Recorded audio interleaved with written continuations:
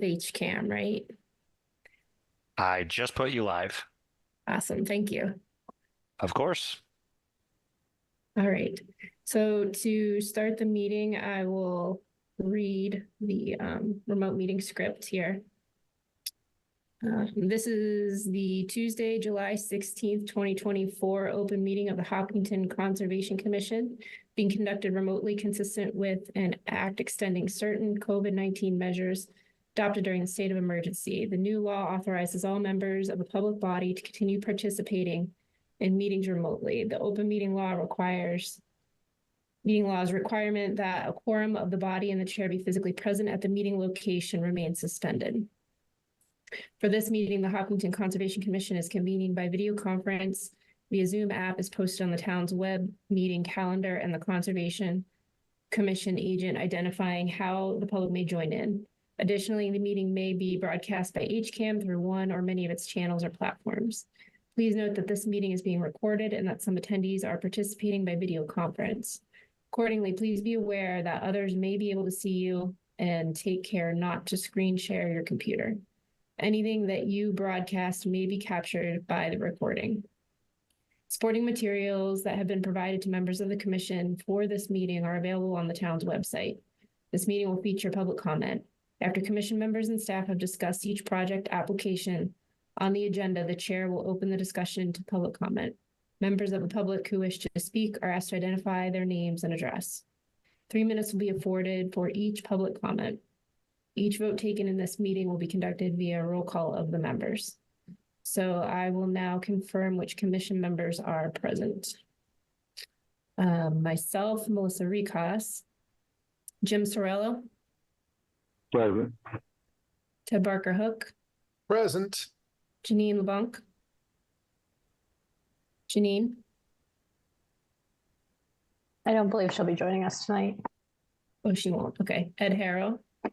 Present. And Jeff Barnes. Present. Okay, and Matt Moyen, I believe, is not joining us either. I'll now confirm staff that are present. Kim. Present. Anna. Present. And Joe. Present. All right, awesome.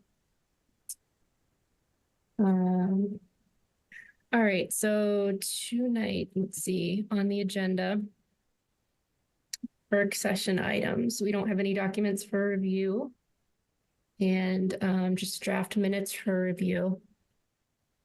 If everybody had a chance to review the minutes from April 9th, 2024, can I get a motion to approve them or any comments from the commission on the minutes? I'll make a motion to approve. And I'll second. All right. All in favor? I'll go through the roll call. Jim? Aye. Ted? Ted is an aye. Ed? Aye. And Jeff? Aye. All right, excellent. So those are all set. And those are our only work Did you vote, session Melissa? items. Yes. Okay. Oh, did I vote? Were you asking? Yes, I didn't think you did, but maybe you did. I might not have. I'm also in favor of approving the minutes. Thank you, Ted.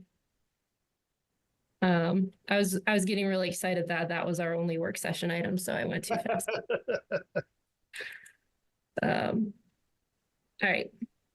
So that being said, we'll move on to the first new hearing of the night, which is 147 Hayden Row, and I need to read. Hold on, let me pull up my.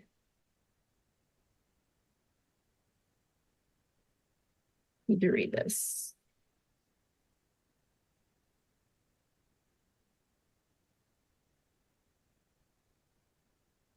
So this is the public hearing notice. The Hopkinton Conservation Commission will hold a public hearing on Tuesday, July 16th, 2024 at 7 p.m. virtually online to hear all persons interested in a notice of intent filed by the Town of Hopkinton to construct a new school building. including associated stormwater infrastructure, recreational fields, and site work. Location is 0 Hayden Row, Assessors Map U23, Block 33, Lot 0, 0 Hayden Row, Assessors Map U23, Block 35, Lot A, 129 Hayden Row, Assessors Map U23, Block 28, Lot 0, 147 Hayden Row, Assessors Map U23, Block 32, Lot 0. C Myrtle Ave, Assessors Map U23, Block 60, Lot 0. B to Fitch Ave, Assessors Map U22, Block 68, Lot 0. This application is subject to the Wetland Protection Act, Chapter 131, Section 40, as amended of the general laws of Massachusetts, the Act, and the Wetlands Protection Bylaw of the Town of Hopkinton, the bylaw. All right. So with that, and being that this is a new hearing, who do we have on deck to present to us tonight on the new Charles Wood School? Hi there. For the record, Claire Hogeboom, wetland scientist with LEC Environmental Consultants, representing the applicant for the NOI application this evening. Welcome. Thank you. I'm prepared to make a presentation, and if you'd like, Kim, if I could share my screen so I could go through that. Thank you. Can everybody see the screen that would have the lovely rendering of the school? Yes. Okay, great. So again, my name is Claire Hogeboom, wetland scientist with LEC Environmental Consultants. We're representing the applicant for the Notice of Intent application to construct the Charleswood Elementary School. This proposed project involves a 3-story building that will serve grades 2 through 4. Grades 2 and 3 will come from the existing Elmwood Elementary School at 14 Elm Street. And it'll also receive grades 4 from Hopkins Elementary School, just located up the road. This project is in an effort to alleviate system-wide overcrowding that is currently occurring within the town, and account for anticipated growth within the student population as well. This project has undergone a very thorough analysis to determine the site and project design with consideration to the community's needs, educational programming, and the natural environment as well. And this has all been occurring since as early as 2020.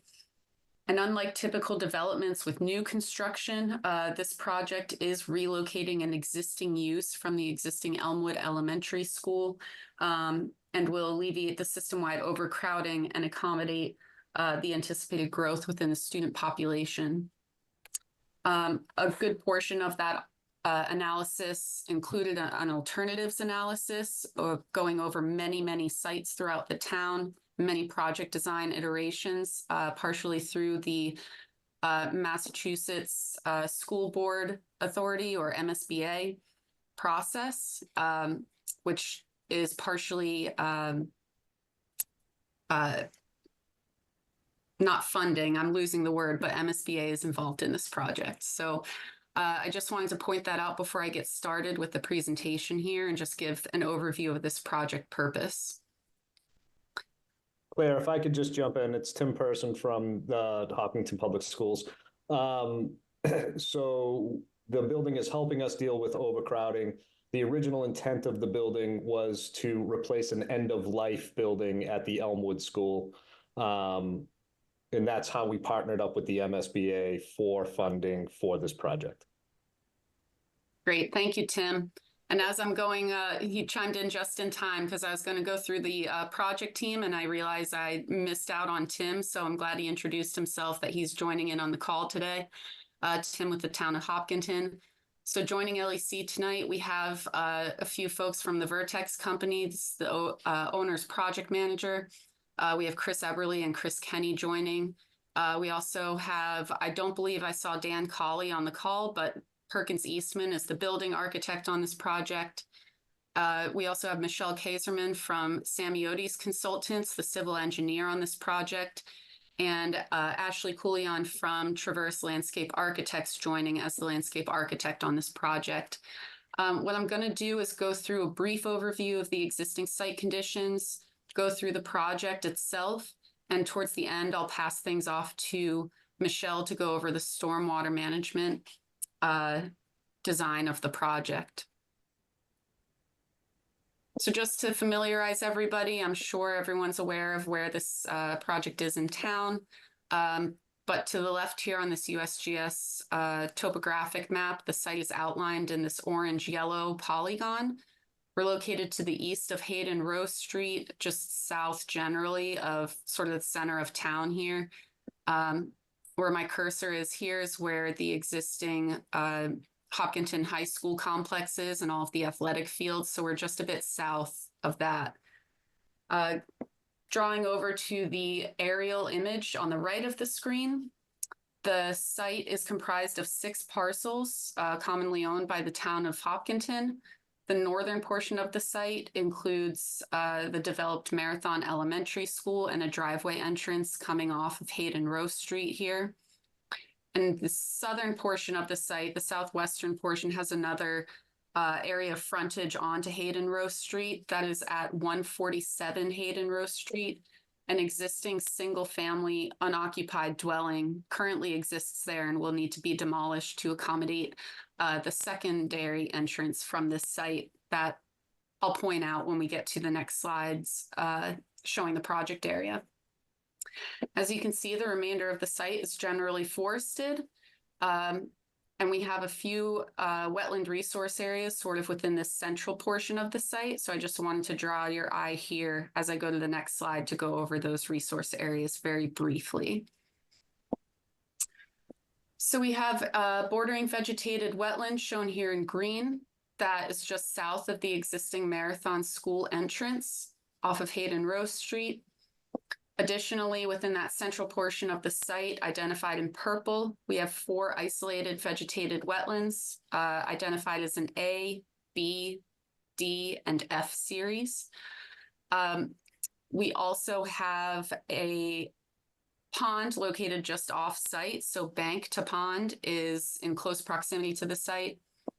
And all of these resource areas have a 100-foot buffer zone associated with them. As you can see in the dashed line work, the sort of most distance line work is the 100-foot. We also will be showing a 50-foot and a 75-foot buffer zone on all of the plans going forward that you see on the slides here. We came to the commission in the fall of 2023 to seek confirmation of these resource area boundaries. And we received an ORAD for that on September 15th of 2023. The BVW and the A and F series IVWs were confirmed as such.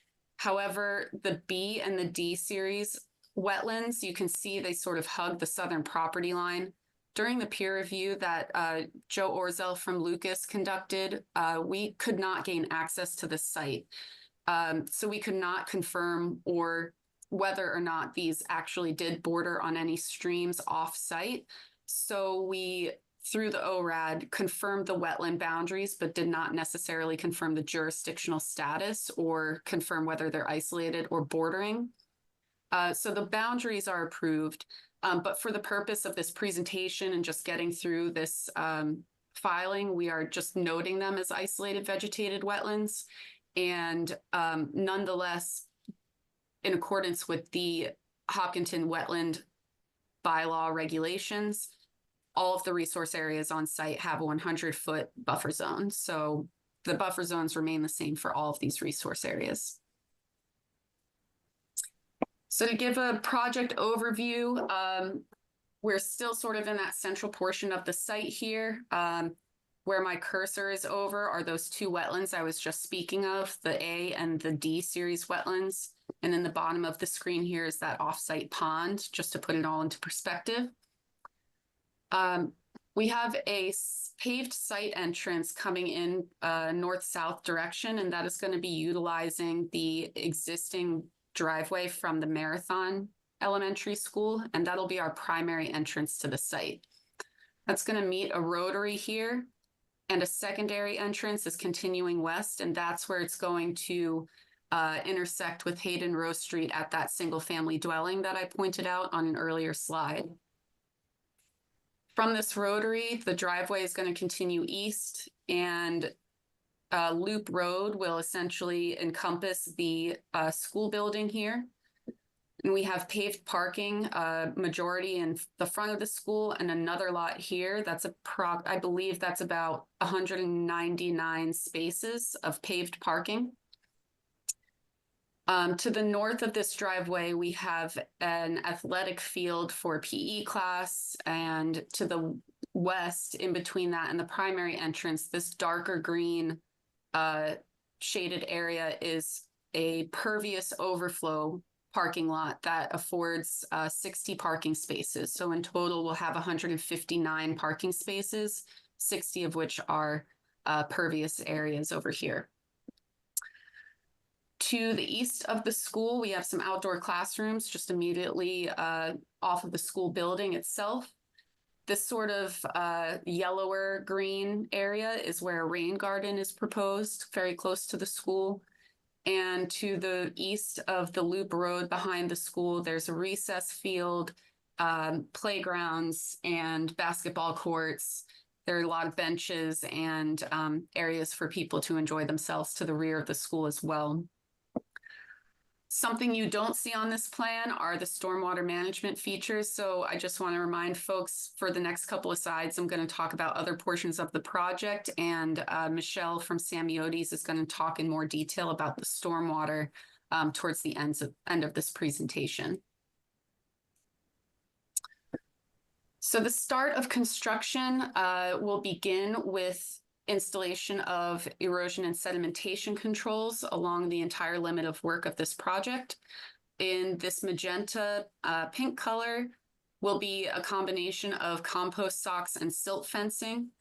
And where it turns darker purple at the southern portion of the project area, it'll be a combination of the compost socks, silt fencing, and coir logs. These will function as a demarcation of the limit of work. It'll ensure the activities do not extend beyond the project footprint, in addition to containing any stormwater erosion or sedimentation that may occur during construction as well. We have two construction entrances. This one's coming from our secondary entrance here. That's measuring about 500 feet long, and we have a construction entrance coming off of the Marathon driveway here that's about 300 feet long. Those will be comprised of geotextile and 6 inches of 2 to 3 inch aggregate. And that is in an effort to reduce the amount of sediment that would leave the site during construction as well. So we're using all of these best management practices to keep any sediment within our site footprint. This particular plan, or this particular graphic, is from the NOI plan set. This is sheet C-1 of the NOI plan, which also depicts temporary sediment basins and diversion swales throughout the site. We have 5 in total. These will be excavated by the contractor to direct and store stormwater during construction.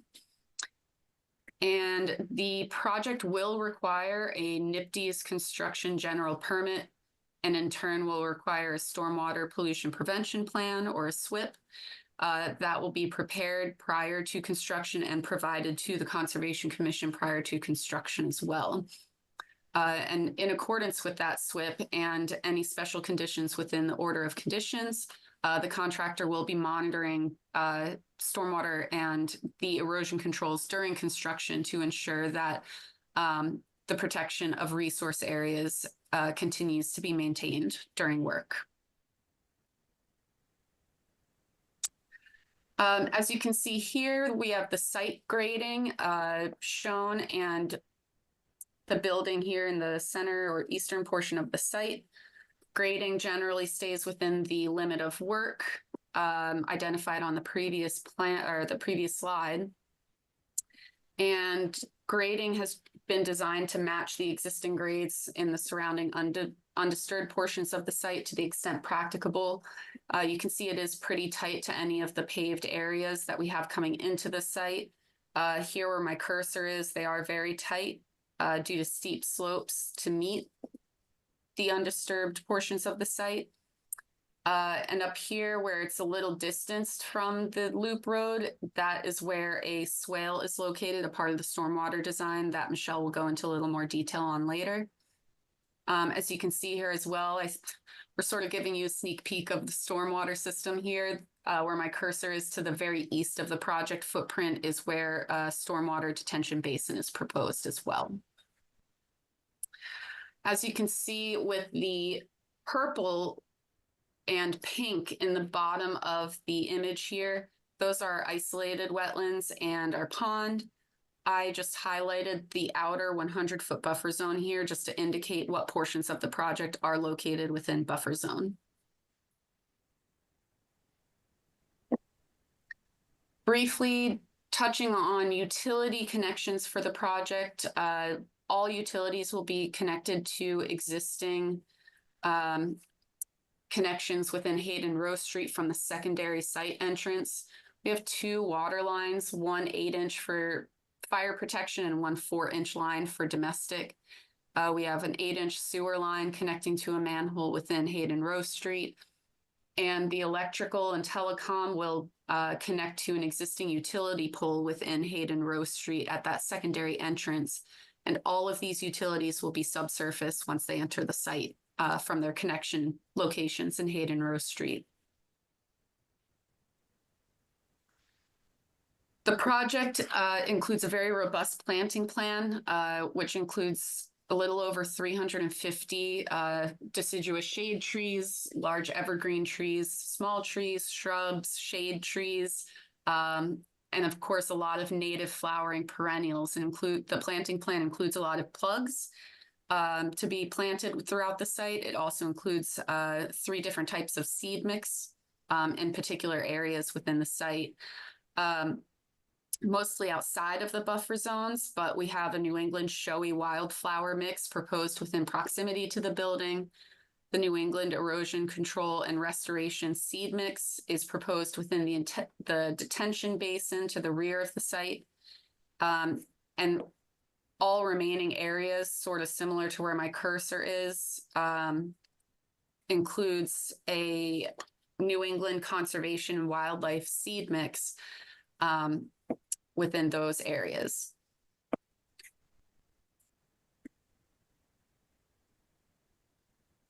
Any graded areas within these buffer zones identified on this plan or this slide will be backfilled with 6 inches of loam, and the 6 inches of loam will be placed elsewhere, but just focusing on the buffer zones.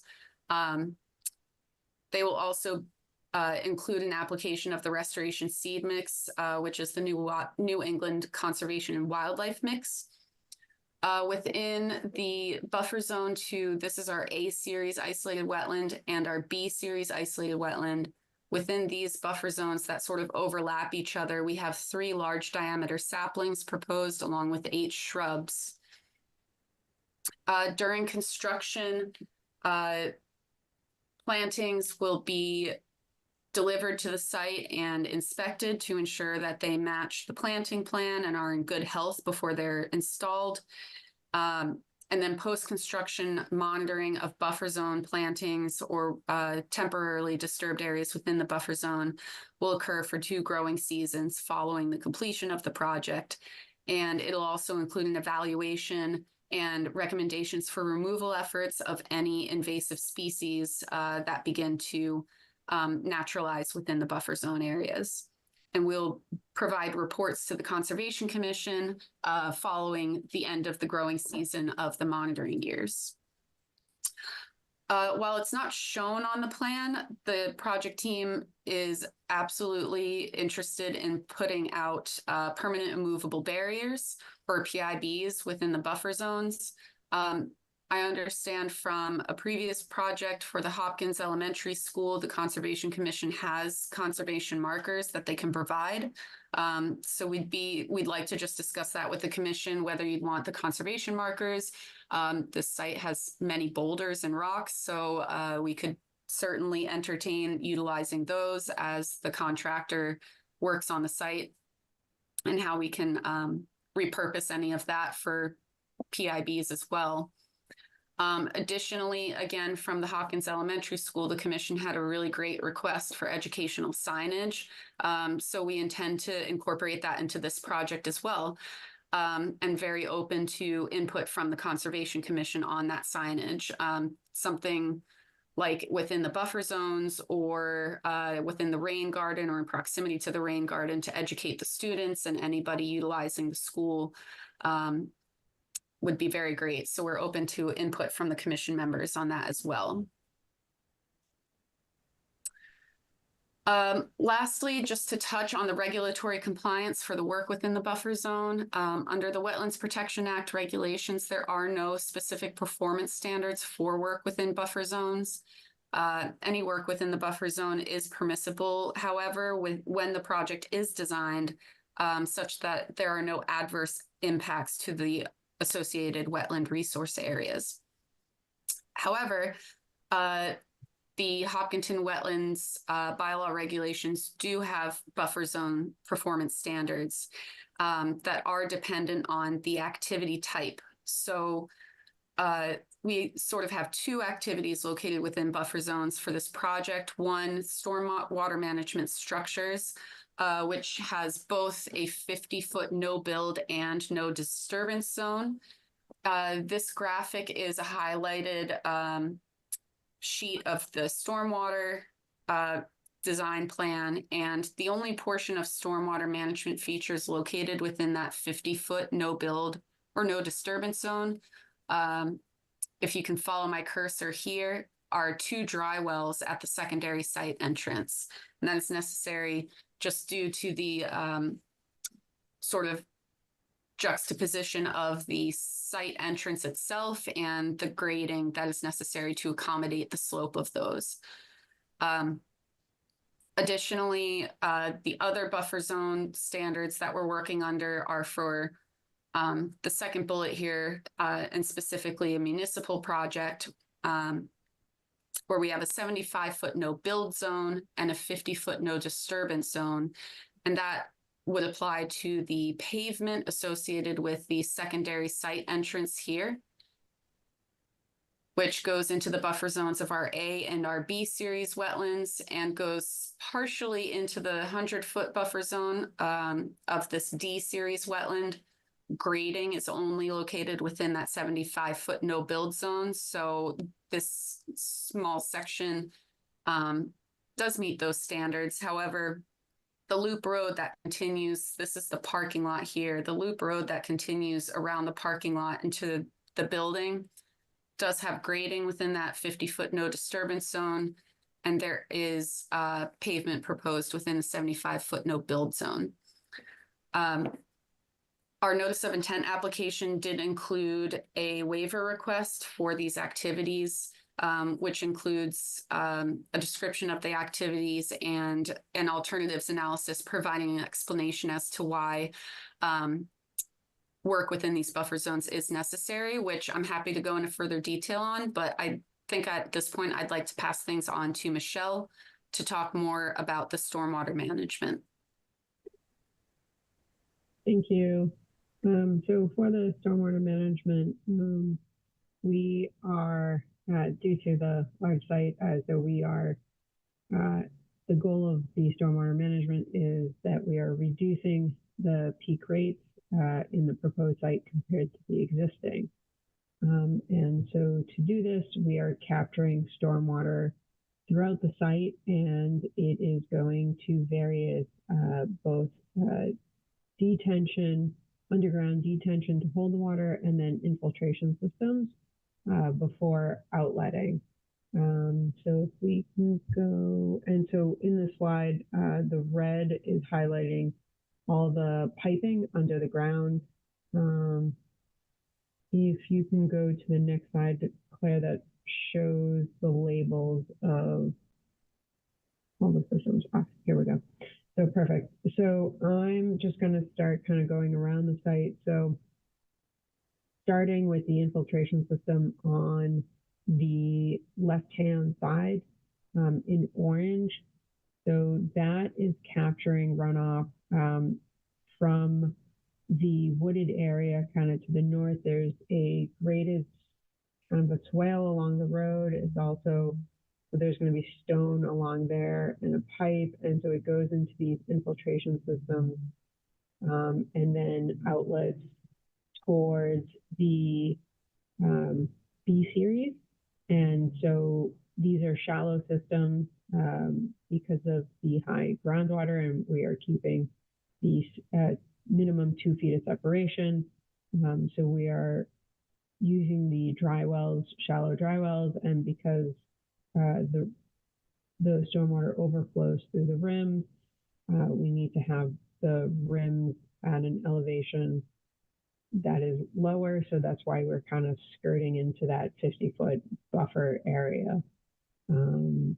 Naturally, the site has, in the existing conditions, a connection just topographical where the A series is able to kind of overflow into the B series. So we are adding a pipe under the road to keep that kind of natural connection.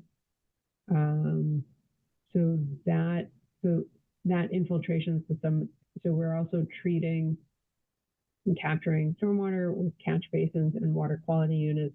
So a portion of the driveway in that area from the rotary kind of to the left or to the west is being captured by catch basins treated with water quality units, and then also outletting to that B series wetland. So if we kind of go now to the north of the site, the driveway from the Marathon School to the rotary is being captured by catch basins, and it's being treated through water quality units, and it's routed to this subsurface detention system number 1. And so because in some places on the site groundwater is kind of high, this is a watertight system. So it captures the runoff. The water is unable to kind of infiltrate into the ground, but it is slowly released.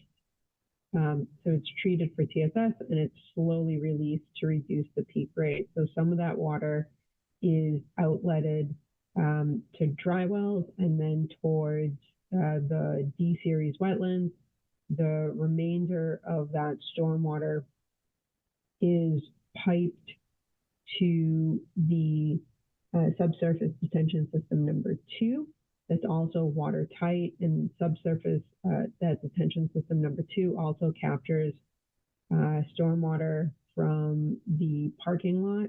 And so that water is also treated through water quality units, catch basins, water quality units, and subsurface system number 2 also outlets in a controlled manner. Some of it is then released towards the wetland series D. The remainder of that stormwater is then routed to the infiltration system number 4.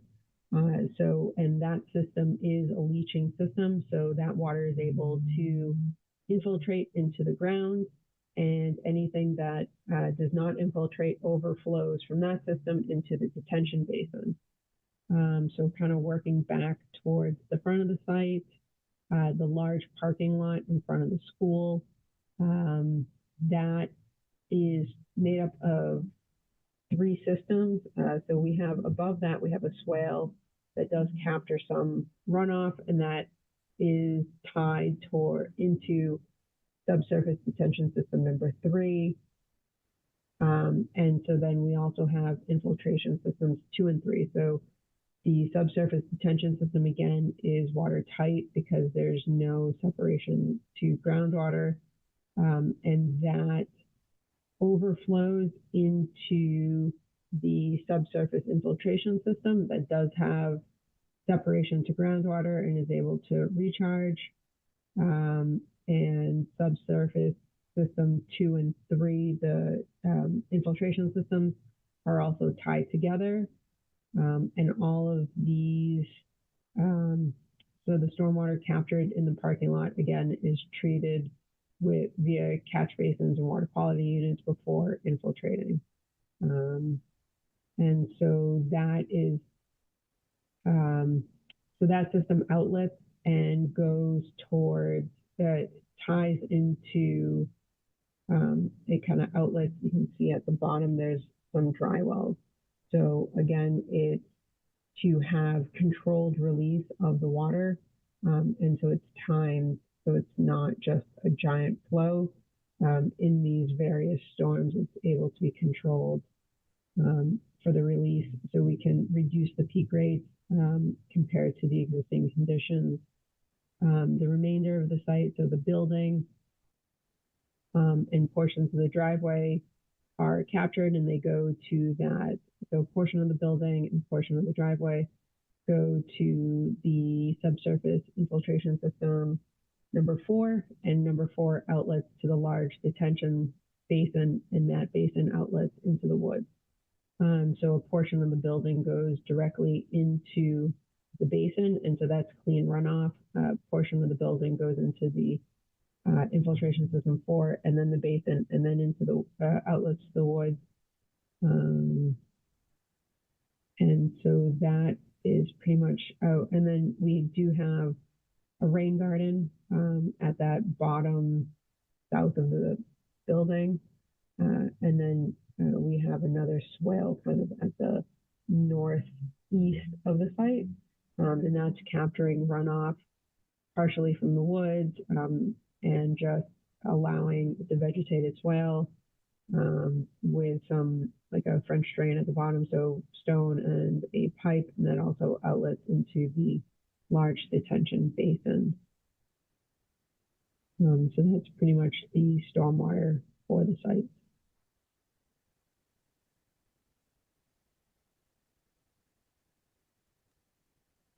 Thanks, Michelle. I think that essentially completes sort of our presentation. We're happy to pass things back to the commission to start working through questions and any comments.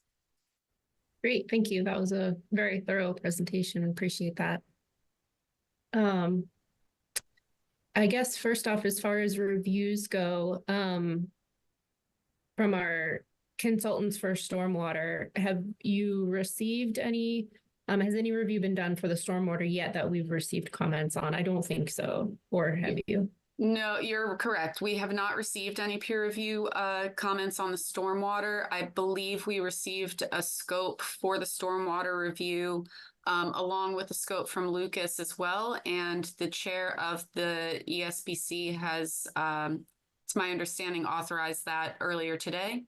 Okay. So we look forward to, yeah, same here. Okay, great. So with that being said, I guess, Kim, I'll see, do you have any questions at this point in time, comments, before I turn it over to board members or Joe? Give you the first bite of the apple. Thanks, Melissa. I'm like looking for my buttons, just sharing my screen. Thank you for the really thorough presentation, Claire. It seems like this project, there's been a lot of thought and consideration put into this project already just to get it to this point. So I really appreciate that effort from the whole team and the school department as well. My question is actually for Joe Orzel of Lucas. Joe, I was wondering, maybe Claire, you can pitch into the wetland areas B and C. You had mentioned that the jurisdictional status is not determined by the ORAD. I was just wondering if we were suspicious that these resources were connected off-site, or was there a question of if these resources had any physical characteristics which could indicate vernal pool breeding? Joe, I don't know if you want to take lead or if you want me to take lead on that. Yeah, I can address it quickly. My recollection is that it appeared that some wetland vegetation may have continued off-site. But we, as Claire mentioned, we didn't have permission to go follow that off-site to see if it did connect to any stream, intermittent stream or water body further down gradient.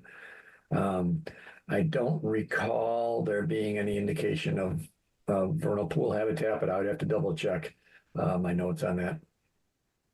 They're both very shallow pocket areas. It's not so much that they're very distinct depressions. There's a stone wall lining that southern property boundary, which might exacerbate holding the water in those areas, but there were no indications of stream channels on site that we could identify. And I think Joe's correct in saying, you know, it was just the wetland vegetation was really continuing, and it would have been great to get an auger or two in the soil on the other side of the site. But since we didn't have access, we couldn't really confidently or comfortably say one way or the other. Awesome. That's really helpful at this point. My second question would be for the stormwater design, what precipitation model was used to, or what precipitation data was used to model the 100-year storm, 10-year storm, whatnot? Like, are we looking at NOAA 14? So these are, yep. So we use per the bylaws, the updated NOAA storms. Are you asking the inches per each storm? No, I just wanted to make sure you're using the updated precipitation data. Yes. Okay, perfect. That's it from me, Melissa, for now. Okay. I know there was a question about PIBs that you were looking to get some feedback on during the presentation. I think speaking for myself, the boulders, you know, are things that we accept and I think are great, as well as the medallions, and of course, some signage, educational signage would be appreciated. I don't know if anyone else in the commission has any thoughts on that, but my thought would be those typical things, what you suggested are typical of what we look for, and I'd be happy with those. Through the chair, I agree with you, Melissa. This is Jeff. Okay. And I know Kim has some traditional spacing that we use as far as how far apart those go, so you can talk to Kim about that as far as actual distance between EIBs. And then the other question that kind of popped up to me was that crossing, that pipe that connects the two wetlands at the secondary access drive. How large is that connection, and how much, I guess, design went into that pipe and ensuring that water can get from, you know, we're not creating a dam or issue for water that typically, you know, moves between those areas or critters. Yep. So the pipe size is a 12-inch concrete pipe. And so this is not something where it's like a stream or a culvert, because these are separate wetland kind of series, but just we noticed that there was kind of the natural topography kind of went from the north to the south. So we just wanted to keep a hydrologic connection at grade. Okay. And the curbing that's used on the roadway, is that, what type of curbing is proposed? Thinking of reptile crossing or frog crossings. Basically. So overall, it is a 2-minute berm, and then we have a few sections of granite curbing, but for the most part, it is the bituminous. Okay.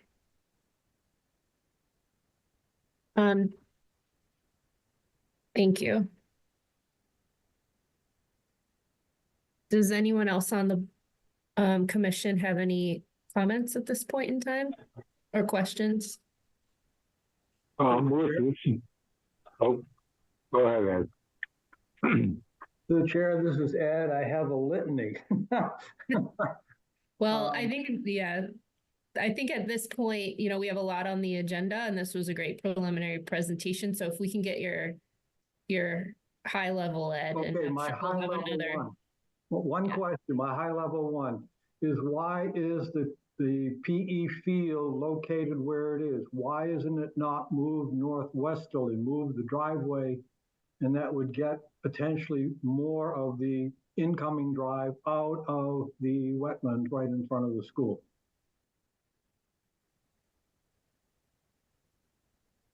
This is Ashley Cullion. I'm the landscape architect. And Ed, that's a great comment. The proximity of the fields to the school is really important. It's important for safety concerns, but also for the ease of the students to actually access the fields in a reasonable amount of time during the day. So this really was a happy medium for us to keep that proximal to the school where they're going to exit from the gymnasium to get to that location. And, you know, minimizing more disturbance as well. So kind of twofold. That's a nice answer, but I don't like it. Thank you. By the way, Michelle and Claire and Ashley, you've all done great presentations, and I mean to take nothing away from your efforts. Thank you. All right. Jim, did you have something you wanted to ask? Yeah, this is a pretty substantial project, and I would like to have a site visit, although I don't look forward to it in this kind of weather, but it seems to me that this is significant enough that we should have a site visit. That seems reasonable. Is that something, Claire, we could set up for the commission? Yeah, absolutely. I'd be happy to connect with Kim and sort of coordinate that to get everybody's availability over the next couple of weeks. And we could see if other team members can join. I assume there will be some other questions for everybody involved. So yeah, I'm happy to coordinate that.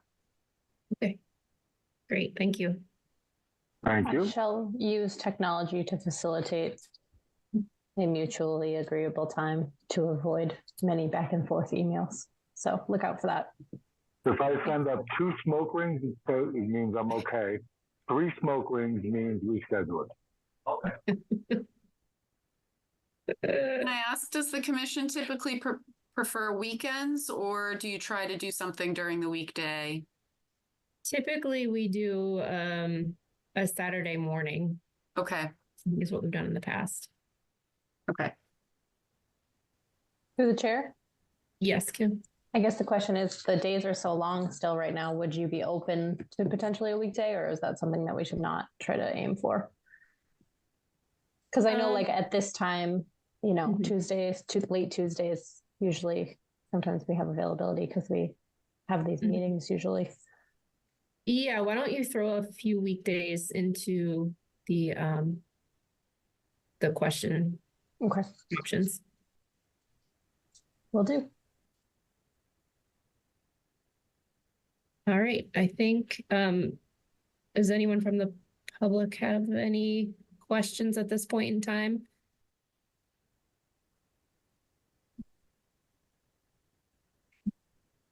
See any hands? Through the chair, this is Ed. Do I get another question? Sure, Ed. So we have a pipe, 12-inch pipe connecting 2 wetland crossing, 2 wetlands, And I suspect that there's probably critters that go from one to the other. And I would suggest that a critter-friendly crossing would be much better than a culvert. So an open bottom box culvert of some sort. Thank you. If I That's it for may, me. I'm done. should I Thanks, Ed. respond to that or? I think that's something to think about, and I think maybe Okay. Joe, when he provides his review, Joe, could you take a look at that? As Yes, far I as, was already planning on that. Yep. yeah, I figured. Okay, great, thank you. Through the chair, Yes. if I could just clarify for the site visit, we do not have any stakes marked or anything that delineates the location within what is still a fairly thickly vegetated area, which I've walked many times. We do have a pathway that we've made through there to facilitate construction-related testing. Is there anything that the commission would look for in advance of that or during that walk? Because I can tell you that the several areas of this site are still currently overgrown and bring a healthy amount of your favorite bug spray. Yeah, I think anything you can do to maybe demarcate where I the don't limit. think there's anything we can do to demarcate Okay. meaningfully. What we do have is we have a pathway that we have identified loosely based on GPS coordinates. And so we can do what we can to locate that on relative to the building so that we can at least speak relative to where we are related to the site. Would that be appropriate for the commission? I think it would. I think highlighting where the close proximity areas are to the wetlands, taking the commission to those locations would be key. And I just thought of this. I know that there are times, or it frequently happens, that the planning board, I don't know if they've been out to the site and done a site walk, but will often coordinate to do that on the same day if the planning board is interested as well, which they might be, and save everybody doing it twice. Through the chair, the planning board pushed us off until August 5th. Okay. So my preference as the owner's representative would be to move this process along, even if it meant giving up 2 of my Saturdays, as opposed to putting this off until late summer and potentially delaying approvals. We're moving through the MIPA process as well during this time. So my preference would be to keep this moving. Okay, understood. All right, with that, I think we will ask for the applicant to request a continuance.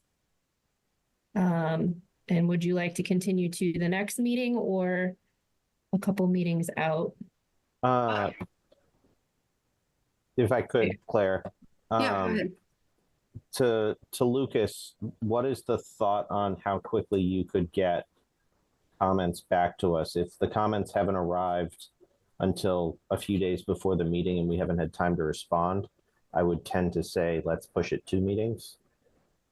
But we can have the site visit after the comments have come in. Yeah, hard to say with any certainty. Would certainly try and get it in a week before the hearing date. And I think that's something we'd shoot for. If you need more time, we can always continue. Yeah, I was going to say, I'd suggest let's continue to the next meeting. I believe that's on the 30th. Is that right? That is correct. Yep. Okay, so I'd suggest we continue to the 30th, and a week ahead of that, if we still have some things to work out from peer review, then we can request another continuance. Chris, does that work from your perspective? Yeah, I think that makes sense. And then if we can schedule a site visit, certainly Claire will coordinate for the team in scheduling the site visit. And whether it's late afternoon or early morning, I think we should be able to accommodate both. The one thing I will note as someone who had to go deep into those woods and mark out some stuff, the mosquito population is quite active, so a late afternoon may be a challenging sidewalk. Okay. All right, thank you all for the presentation. That was great.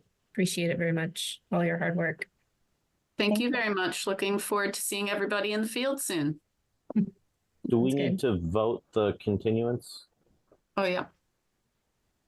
Can I Would get a- want to miss that step. Can, would anyone like to make a motion to continue this to July 30th? I'd like to I'll make, make that. Ed, I'll do that.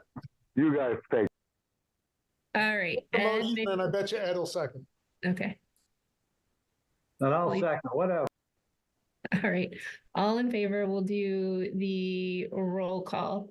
Jeff Barnes, Aye. Ed Harrow, Aye. Jim Sorello, All right. Ted Barkhook, Aye. and myself am an I. Thank you. Thanks so Through much. the chair, Yes. just point of clarification as a reminder, the July 30th meeting is an in-person meeting at the senior center. It is not being held on Zoom, just for that applicant to be aware of that. Thank you, Anna. That's important detail. All right. So continuing on, we have another new hearing, so I need to read before we get started here. Public hearing notice. The Hopkinton Conservation Commission will hold a public hearing on Tuesday, July 16th, 2024 at 7 p.m. virtually online to hear all persons interested in a request for determination of applicability filed by New England Laborers Training Trust Fund to expand an existing porch. Location 37 East Street, Koya Building, Assessor's Map, R20 Block 10, Lot 0. This application is subject to the Wetland Protection Act, Chapter 131, Section 40, as amended of the general laws of Massachusetts, the Act, and the Wetland Protection Bylaw of the Town of Hopkinton, the bylaw. All right. So for this new hearing, do we have someone on the call to present? I am George Connors, representing the laborers this evening. Hi, Mr. Connors. May I share screen? Yes, I think you should have ability. Let me know if you don't. You should be able to now.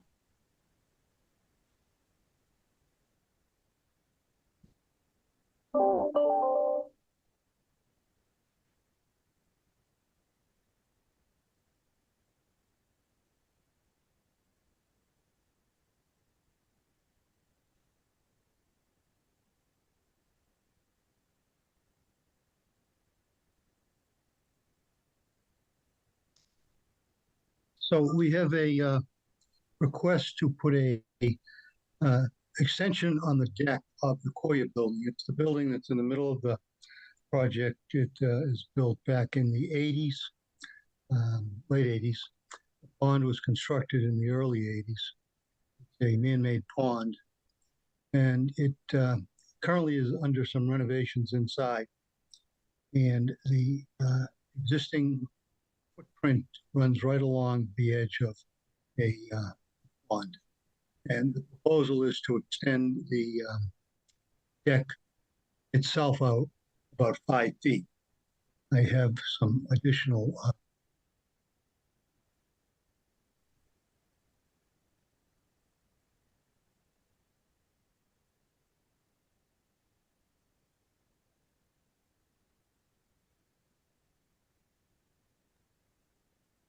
I don't know why that won't come up.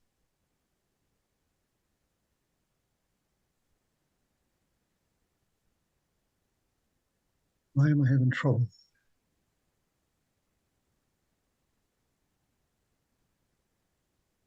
Okay, these are some diagrams of the location. We have the building here as it exists today, pond, and along, yeah, you can see where the deck is. This is a further view of it. John Racine, the architect, is with us tonight. He has created these drawings just today. We have a existing rail along the deck, And this little red line here is the extension of the proposed deck. So essentially it would move out 5 feet only along the front linear portion of it. He has done some shading diagrams here for sometimes during the year. There's July. There are some additional shading diagrams through April when the growing season begins. A picture of the deck as it coming out. That would be the existing condition. This would be the proposed condition. Again, some drawings in here. He has calculated, as I understand it, about 300 square feet of 111,000 square feet of the pond surface area. This is the section along the pond that we have, and that is an area where existing stairs are. The pond was constructed sometime in the early 80s and was to have a rock shoreline along at the building. It currently is that shoreline. We have some photographs of that I'll bring up in a couple minutes here. But there are some shading diagrams. There was a question relative to shading in an email from the DEP and also in Mr. Orzel's report or review. Now, this again is the building, and it would extend out a little bit. This shows the distance that it would stick out. For the most part, when the water is high, then the crushed rock along the bank is covered. And when the pond is a little bit low during lesser rainfall events, the crushed rock extends out a fair amount. I hope I have those pictures.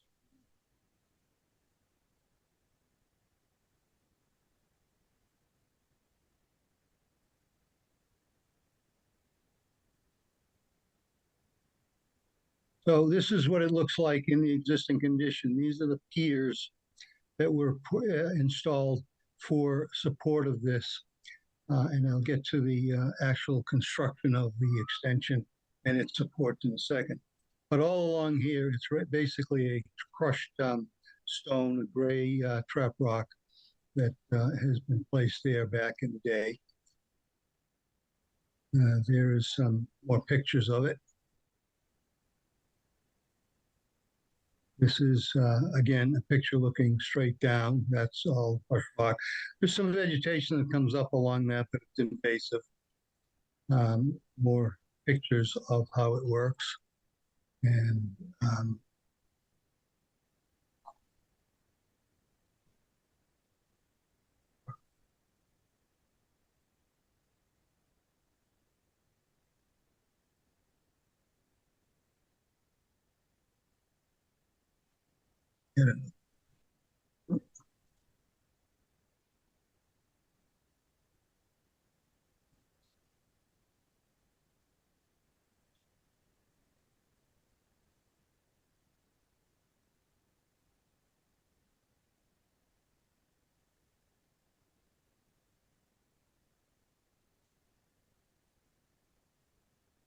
existing deck and these piers appear in this drawing.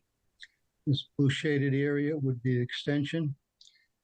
Piers will be attaching to a support that cantilevers out to support the edge of that deck extension. So there's actually no work on or in the wetlands. The original design several months ago was to drive cylindrical piles in at this location here. We've reevaluated that and found that the structural integrity of these particular piers would allow that. So at several different locations, these piers will be used to support that small section, and that would be the construction. We anticipate that the workers would be down there walking along that bank, but it's fairly easy to do. and you can keep it dry for the most part. And once this is installed, then all the work will take place from above. Decking will be open joint so that water will be able to flow through it. It's very similar to the existing, and that's kind of what it looks like. Is the existing decking shown here with the locations of those posts and support the existing roof. And then we have some comments from Mr. Rozell, which we're able to address very quickly, I think, although I don't believe the letter has gone out. There was, first of all, a question relative to various wells in the area and the IWPA. The project, in very initial aspects of it, sought to reconstruct all the infrastructure for this campus. Each individual building had a well, and that served as a potable water supply. That's been replaced by a well way in the back.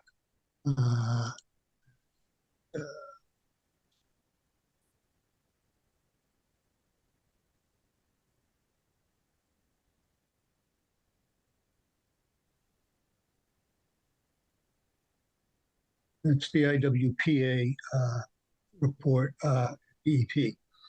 So these are wells for the existing buildings. Conti building, that's the pool, foyer, and up in the back of the Maloney building. In this location here, we've installed a well that feeds the entire campus. You may recall we had some pipelines that went through the site and orders conditions for those. So these are effectively now just irrigation wells as per the DEP approval for the community water supply. Some additional questions on the pond was basically we did design it in the early days for a crushed rock surrounding shoreline, especially at the deck, and we like to keep that in that particular condition. I didn't evaluate the plant growth that comes in those areas where it does, but it's fairly sporadic. It's our desire to keep rock, so evaluate that as you may. In terms of the pond itself, it's a groundwater fed pond. It does not connect into Cold Springs Brook. Very occasionally, the water level would come up in an extreme storm, and it may spill over the road, but we have not really seen that other than one or two times in my history out there. So I don't believe that we have any issues with respect to the water flow into Cold Springs Brook. In terms of some of the questions about jute matting and things of that nature that Mr. Rozell brought up, we're more than happy to add that to the plans. So I would really open this now up to any questions or concerns. We would like to basically install this without having to go through the notice of intent process. I think this is a fairly simple project from its locational standpoints, and the actual rates under it for great lengths so that we don't have to actually touch the ground there. So unless John Racine has anything to add, I'm happy to respond to questions and comments at this stage. Okay. Thank you, Mr. Connors. Joe, is there anything you want to add or point out from your review memo that Mr. Connors didn't talk about or that you want to expand on? Yeah, I think he addressed several of my comments. I just want to note that I did look at the site delineation previously under another RDA that was filed for the Koya building. And I did go out and look at it again last week, and I had no real issues with the delineation within the area of the proposed work or where any of the flagging would impact buffer zones or the riverfront area. Those all looked appropriate. Okay. I did have a question on, there were several pipes outletting under the existing deck with the small channels leading down to the pond. I was just wondering what those were, and what the source of any drainage that those are conveying might be. Roof and foundation drains. Okay. So some of those have a slightly eroded channels through the stone. Again, it's primarily crushed stone down under there, so there's not a lot of sediment erosion that is likely occurring, but those might want to be just smoothed out a little bit to prevent any deepening of those little rills or gullies that are between the outlets of the pipe and the pond. As was noted, the bank of the pond and underneath the existing deck is primarily crushed stone. There is some vegetation growing there. I did have a question on the potential impact of the extension on the vegetation. But I think, given the height of the proposed extension and a fairly minimal width, I don't think that it would be a significant impact on the vegetation, but I think some of the shading diagrams are helpful to take a look at. I wasn't so concerned about shading of the pond water itself, but primarily the bank. As Mr. Connors had noted, the pond was designed apparently to have that crushed stone bank all the way around. There's a good picture of basically what I'm talking about.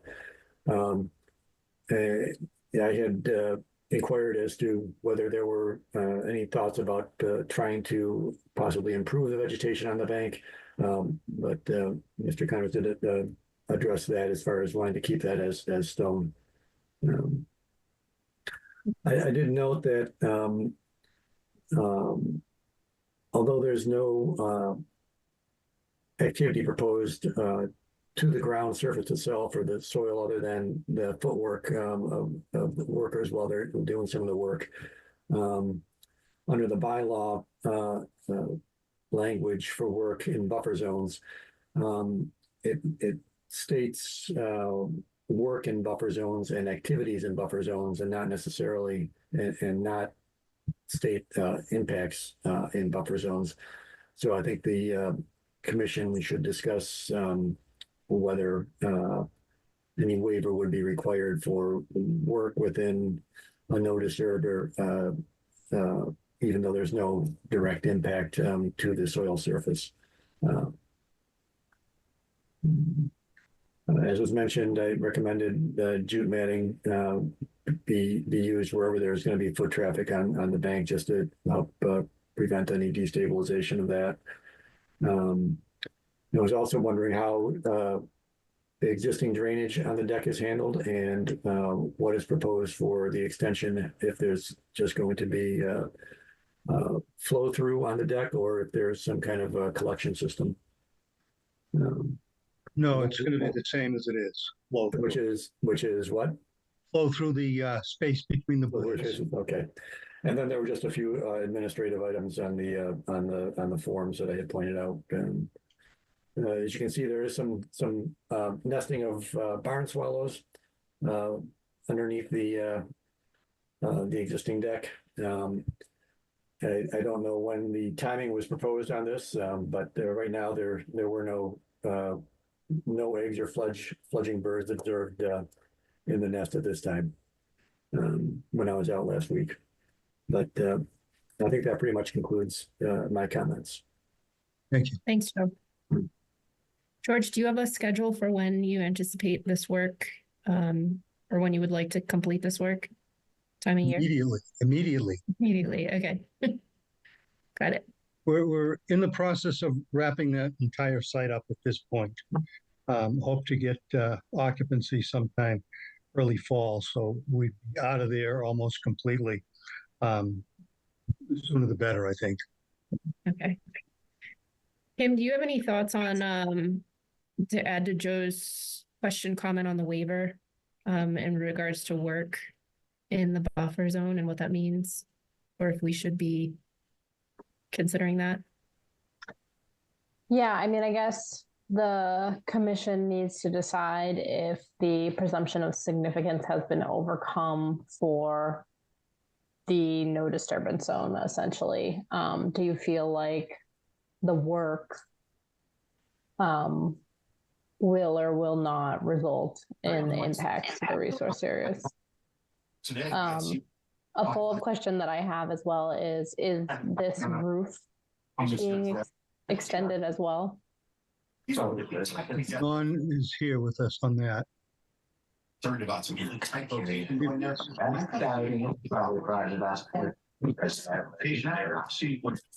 we're saying, Hi, this is John Racine. Talk about New Hampshire as well. All right. Let me see if I can mute. Who did you? If you're not speaking, could you please mute?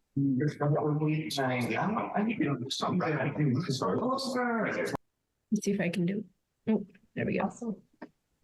Don, Okay, was the yes? question on the roof. So there is, Yep, I heard it.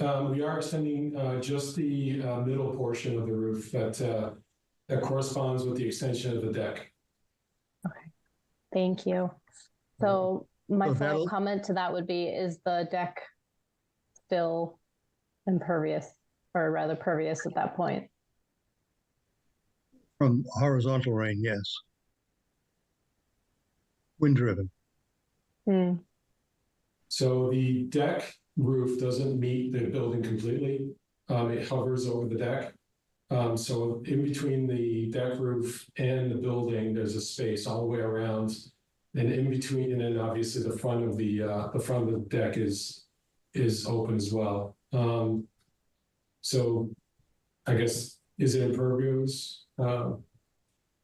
If it's straight down, then I would say it collects rain, but it will eventually make it to the deck.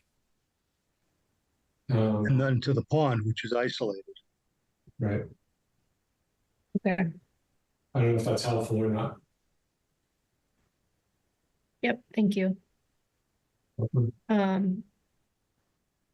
have another question for you, Kim. I think it would go to you. While they're working underneath the deck and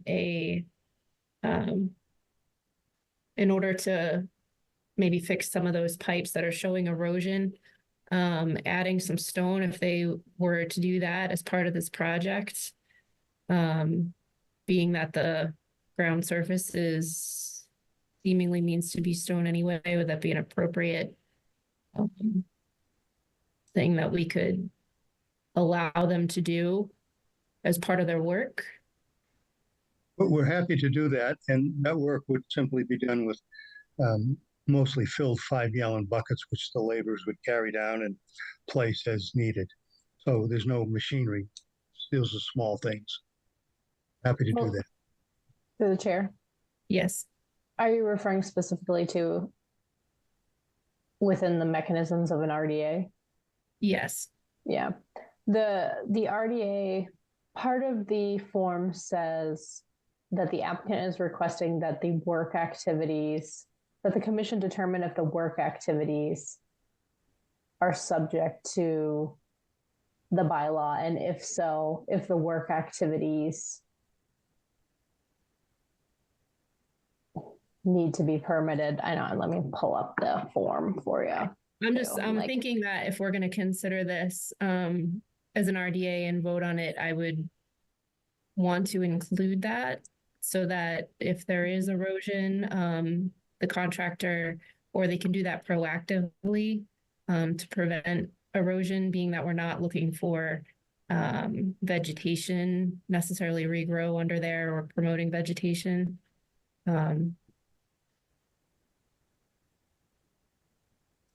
Okay. Yeah, I mean, it seems like it's a repair of the existing condition. Yeah. Okay. Does anyone else on the commission have any questions regarding this for Mr. Connors or in general? Not for me. No? I'm all set, Melissa. Thanks. Okay. I think I feel like I have enough information and in my opinion, expansions of decks in disturbed or these type of areas, I think we've approved under RDAs in the past. And I think my only caveat would be, like I just said, that restoring of that gravel be allowed as part of the RDA and construction process. Through the So, chair, yep. did you want to potentially have a special condition for the requirement of additional jute matting to minimize erosion as requested by, recommended by Lucas? Yes, unvegetated areas, and then, yeah, the gravel in other areas where gravel exists. That makes sense.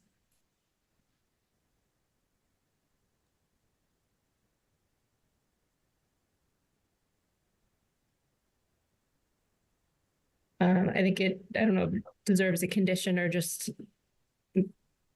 I would note diligence in the contractors for cleaning up after themselves in this type of a project. Sweeping with magnets, picking up nails, screws, all those things that could very easily, end up in the water and stay there. We have no problem with that condition as well. Okay. I think with that being said, can I get a motion from someone on this RDA application? I'll make that motion. And I'll second. So I think we need a motion to approve a negative. -3 determination. Yeah, okay. So I'll make a motion to approve negative determination on the RDA and to have Kim execute whatever documents need to be executed. And Okay. I will second. All right. All in favor, we'll go through the roll call. Jim, Aye. Ted, Ted is an aye. Ed, Aye. Jeff, Aye. and myself am an aye. Thank you. Yeah. Thank you, Mr. Connors. Good luck with the project. Thank you. Thank you again. Okay. Moving along, we have, so 28 Lumber Street was continued to August 20th. Should have mentioned that at the beginning, but I forgot if anyone is here for that application.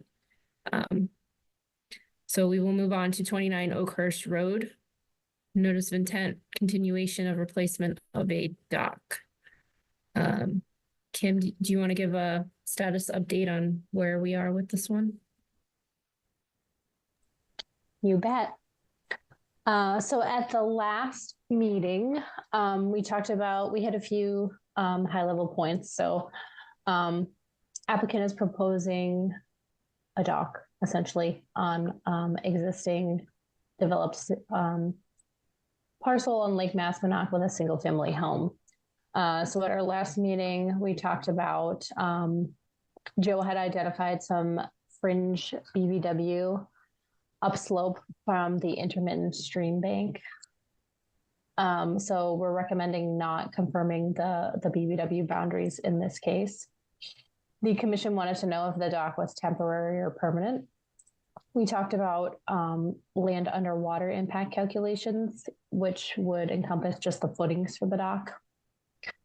We talked about PIVs, and we also recommended some plantings adjacent to the bank. We spoke about lakeside landscaping and the need for vegetated buffer strips. So the applicant subsequently provided revised plans and information. So our updates are that the dock is temporary, aka seasonal. There are, I thought I saw 6, Joe reported 8. 6 to 8 footings. We can get clarification on that. So between 3 and 4 square feet of impact to land underwater in total. We decided at the last meeting that due to the existing developed nature of the site, that no PIBs are necessary. The applicant has proposed 11 total mitigation plantings in this location here. Those are going to consist of low bush blueberry and mountain laurel. I think those plantings are going to do fine in that location.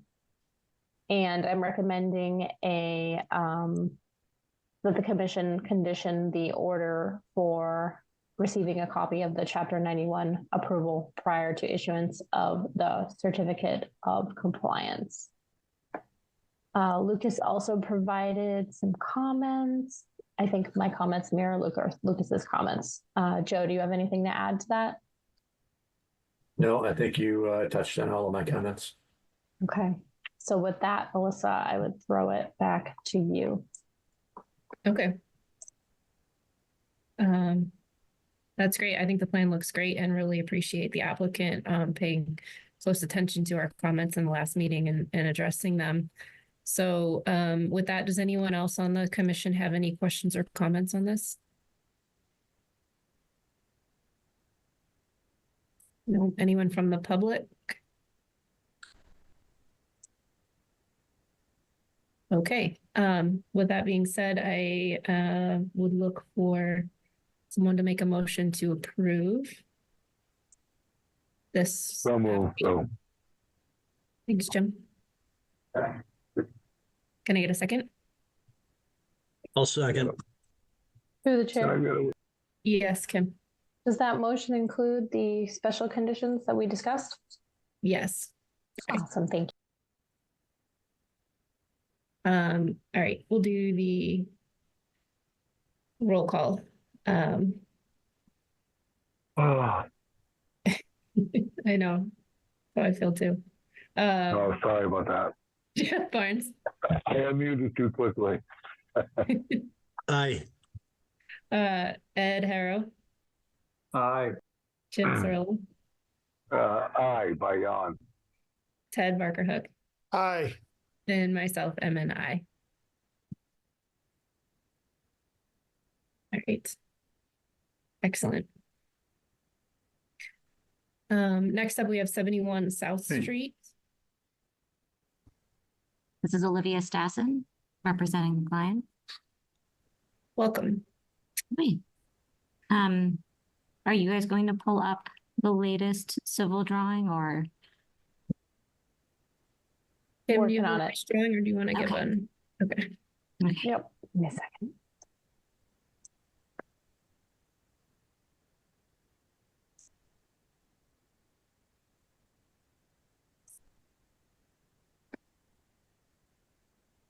Wonderful. Thank you. So since last month, for those who might be new, quick recap, this is an existing commercial building and site. South Street, the orientation of the document north is actually the smaller garage portion. Yeah, correct. And the resource area is the northeast along there, correct? And then Hayward Street is south and South Street is west. And the client is trying to clean it up, organize it, and update some of the damaged and outdated features. And we were really, we had stated that we wanted to rehabilitate a swale. And then we were kind of asked to investigate and explore the purpose of the swale, the features around it, and how did that relate to some of the drainage on site. And so we brought in Jason from Outback Engineering, who is on the call and will speak to some of his drawings tonight to further investigate and propose a design solution that's going to help the drainage flow of the site and protect the existing wetland moving forward. So Jason, if you are in the call and you are able to unmute, maybe we can zoom in and talk about some of your findings and what we're proposing. How you doing? I'm Jason Youngquist from Outback Engineering. And we did the site design for the drainage. Existing drainage out there, there's 2 catch basins at the rear of the property in the parking lot. Those are deep sump hooded catch basins that were recently cleaned out and to get back into correct working order. Those discharge to the wetlands. The one in the north corner where we've done our highlighted area is no longer catching the water that comes off the parking lot. And that is, the pavement's all degraded in that area. It's flowing past the catch basin when there's storm runoff and going down the slope into the wetlands. And I think that's kind of the swale people are talking about. It's not part of the drainage design. It's just an overflow. It's more of a washout. It's just a small area. It's not something to be concerned about, but we do want to block that off and make sure all the runoff is going into the catch basin as it was originally designed. So we're proposing for that area for the pavement to be, the broken down pavement to be taken out, regraded, a curbing that used to be there be put back in and go around the corner. So any runoff that comes, any runoff that goes down into that area will be blocked, so to say, and go to the catch basin. So it's going to flow to the catch basin as it was originally designed. You can see in that kind of left side there where it's all been degraded, the pavement, it's under there. You just can't see it. And where that fence is starting to bend in the back there, yep, that's where water's flowing down in there. So that area needs to be reconstructed to get back to where it was originally designed to be and get that water flowing into the catch basin instead of overland down into the wetlands. So along with replacing the pavement, regrading, putting in curbing, we'll also build up a little berm behind the catch basin to extend to the property line to make sure no water gets past that catch basin. And once that's done, the drainage system will function as it was originally designed. And you can also see wetland flag 13 was requested to be moved, and that has been revised on this plan. Thank you for mentioning that, Jason.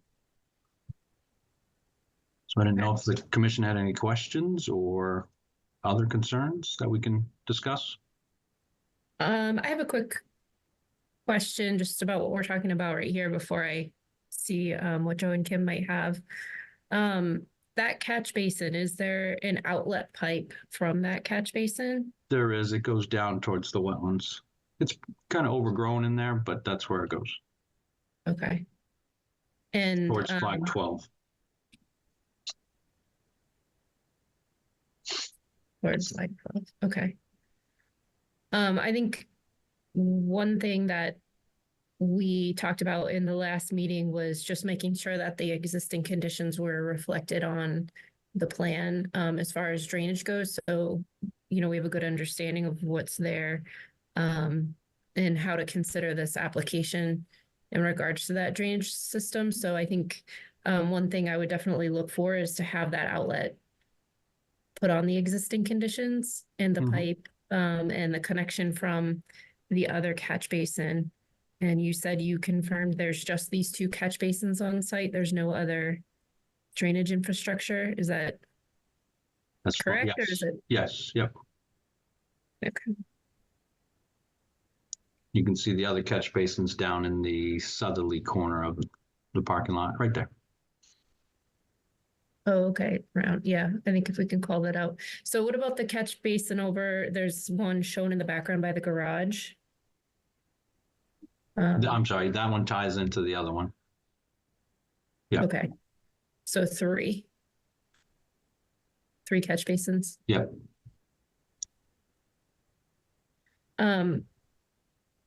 Joe, did you get a chance to take a look at this? And do you have any comments to share? I did have a chance to look at the revised plan. I'll state that I myself have not been on the site. Someone else from Lucas Environmental was on the site. So I can't speak real directly to some of the conditions out there other than from what I've discussed and seen in the photographs. But as far as review of the revised plans, as was mentioned, they're now proposing rather than any kind of a restoration of that drainage, quote unquote, swale area, just putting in a berm and curbing to really prevent any potential water from going over that slope, any potential runoff from going over that slope, which I think is a positive proposal. The narrative stated that they were also planning on removing any debris, tree branches, or stumps that may have accumulated in the what they refer to as a previously washed out area, which I'm assuming is the swale where the flow was occurring. Based on some of the photos I've looked at and discussion with Devin Morris at our company, the vegetation there is consists of a lot of Virginia creeper and oriental bittersweet also, and it's fairly well intertwined with a lot of the branches that are on the ground. So I wouldn't really recommend removing those branches at this time, because it would probably involve removing some of the vegetation that's helping to keep that slope stable. Certainly any debris that's out there could be removed by hand, and possibly if there are any stumps that are just sitting on top of vegetation, could possibly be removed if it's not going to involve disturbing the vegetation. There was a comment, previous comment on plant substitutions, and whether some plants are considered native or not. The one in question was white spruce, which depends on which resource reference you refer to, or whether or not it's native in Massachusetts. USDA plants database has it native to much of the state, but which includes Worcester County, but not Middlesex County. So it is native nearby. The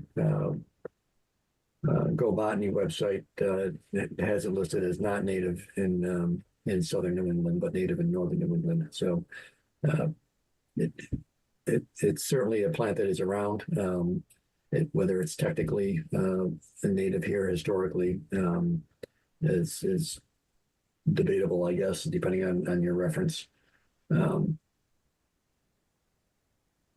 There was a question on one of our comments previously, as far as the plan not being stamped. Was just a confusion as far as which plan was being referenced. So that plan is stamped, and that's the current site plan that we're looking at. And I had some questions regarding the guardrail that's going to be that's proposed to be replaced, and what that might entail as far as whether it's going to require any excavation work, and if so, what erosion control would be proposed for that. Yeah, I think that covers my comments. Thank you. Yeah, and we're happy to discuss plant substitutions. We're open to hear what people like. We just put forth what we felt we could get and what we liked for the site. So happy to hear feedback on that. When it comes to the guardrail, it's a pretty easy access to update the work, and the existing guardrail has the set spacing, and we would use the exact same spacing as is. So it's really not something that we need to get in. And yes, you can see that it's very close to the asphalt. We can reach everything very easily, and the posts are spaced correctly for what we would want to replace. So it is a pretty one-on-one replacement, just to update it.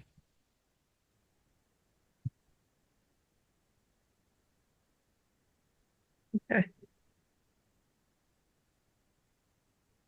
And you do have erosion controls out there right now. Yeah, we put it in during construction of the interior of the building. Okay. Okay. We can add more if we need to. I mean, the guardrail replacement will be fairly simple. Mhm. And yeah, for removal of the plants, if the observation is to do less and just to get the debris out, we're also happy to clean based off of that recommendation, as to not disturb plants that might be helping with slope control. Mm-hmm. Right. Okay. Kim, do you have any additional comments to add? I know this kind of came in quick and there's kind of a change of methodology here on what we're doing.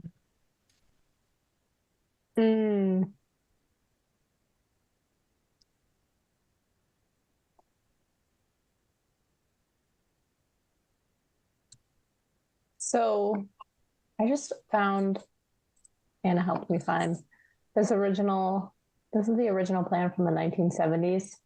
Mm-hmm. And it is showing 2 additional catch basins.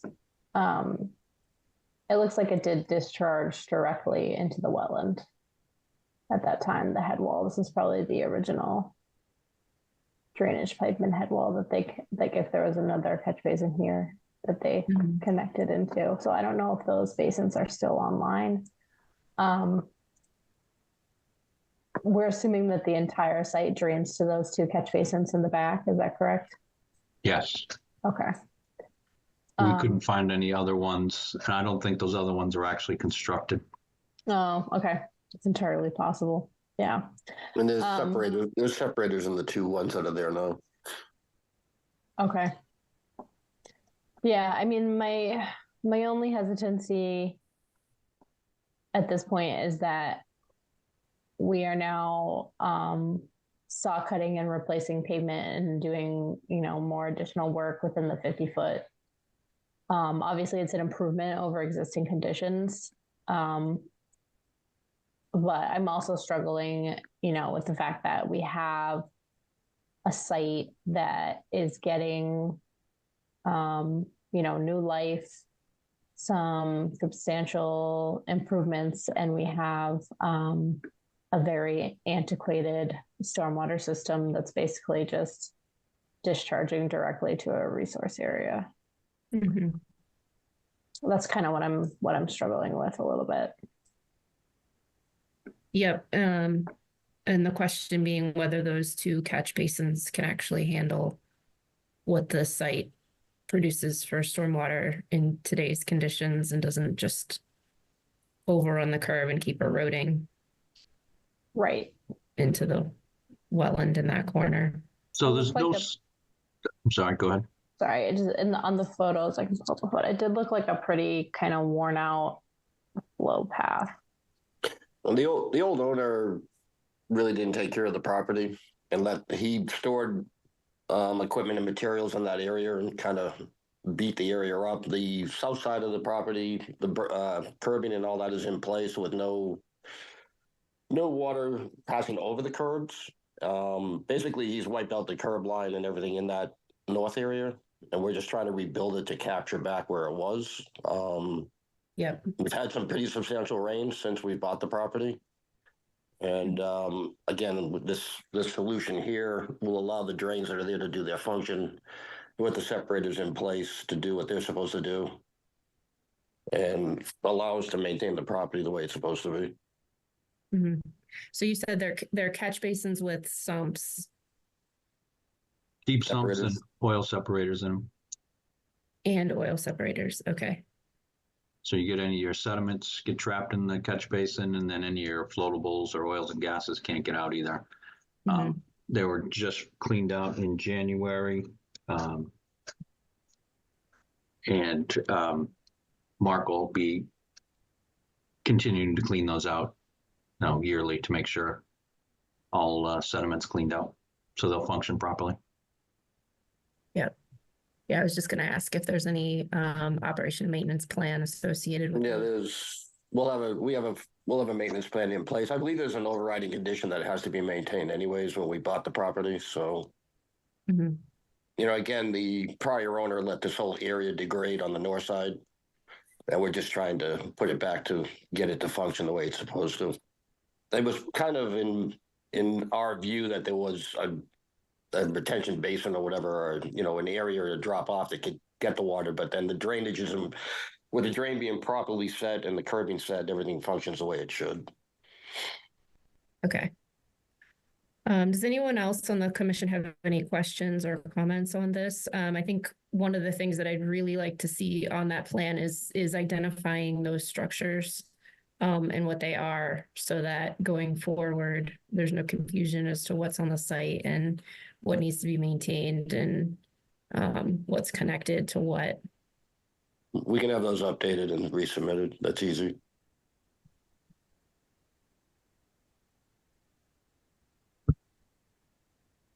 Anyone else have any thoughts on this one? This Chair? Yeah, go ahead, Kim.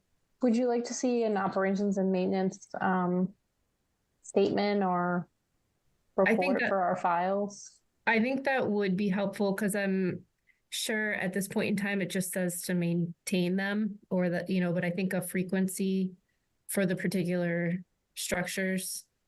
A statement is fine, or deferring to, bringing in whatever the manufacturer requirements are, but. We can put an O&M plan right on our plan, an O&M description.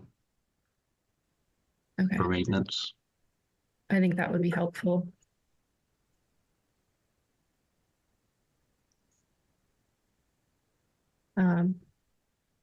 Okay, and so the request in front of us is for an RDA, correct, Kim? That is correct. And in order to vote on that, we need this updated plan first.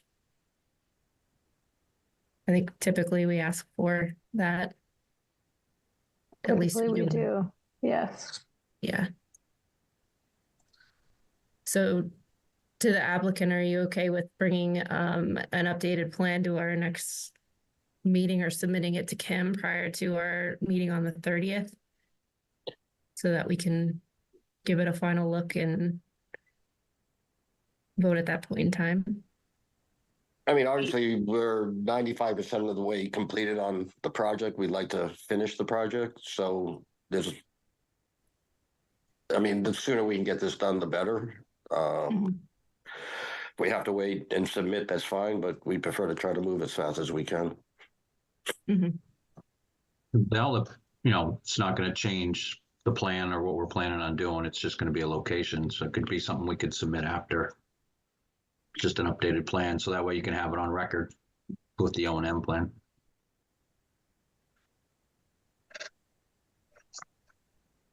Yeah, sometimes we have difficulty chasing people down for things based on past experience. Obviously, we can't start work without getting proper submission.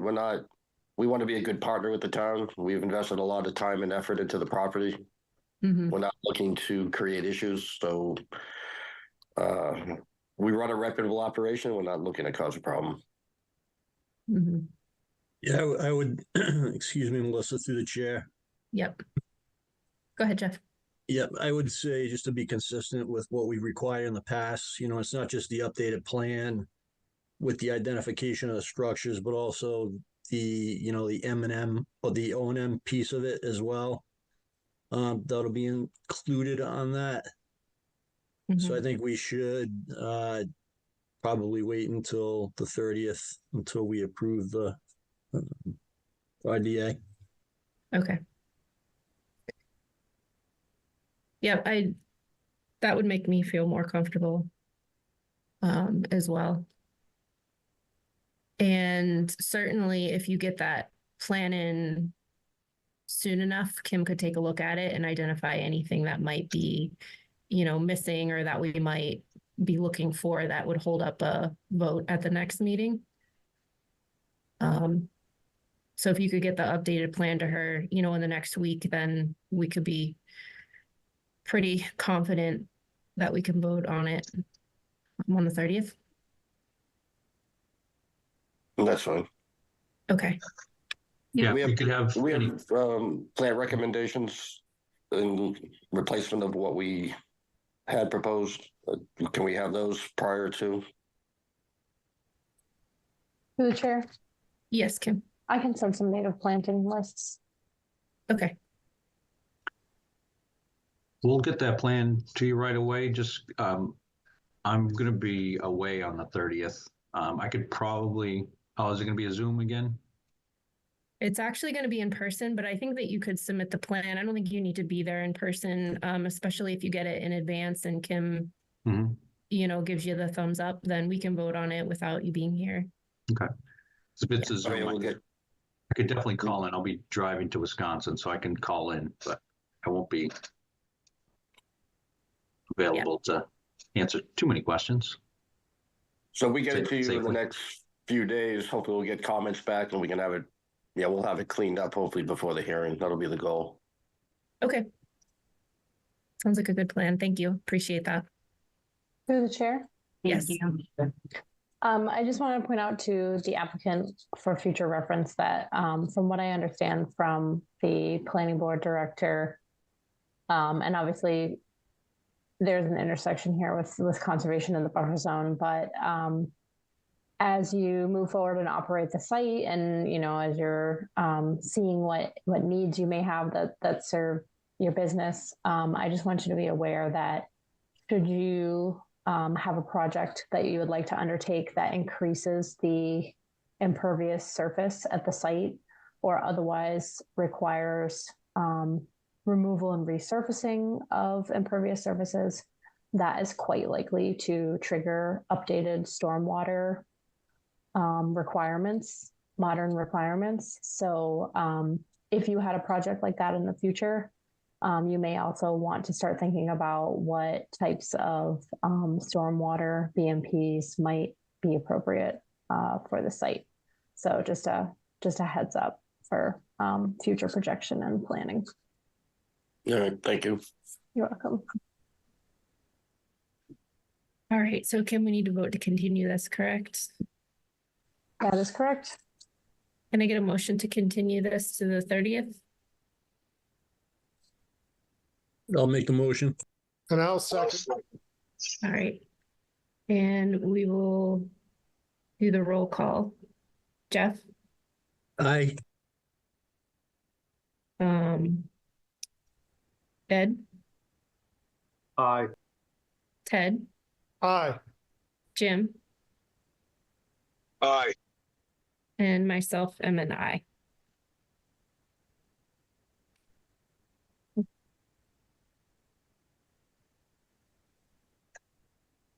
Thank you for your time. Yep, thank you. All right, next we have 1 Fox Hollow Road. Do we have someone on the line, or Kim, do you want to give an update on this one? Yeah, I can run us through a high level update. Let me pull up some plans.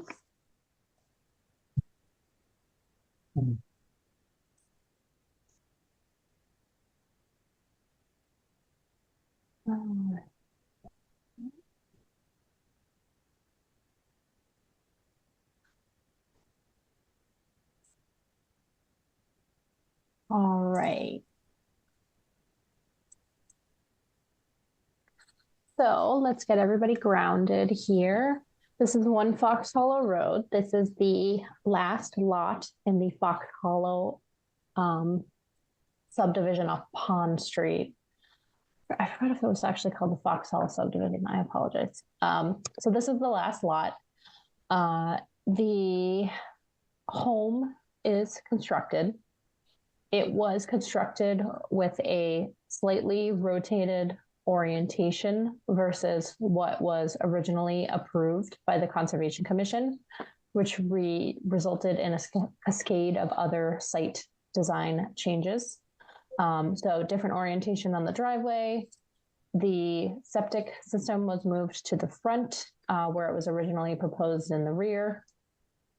And so in order to accommodate a number of these changes, the applicant was required to file an amended order.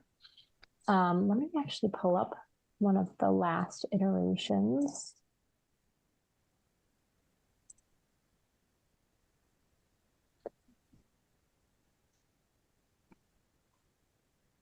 Okay.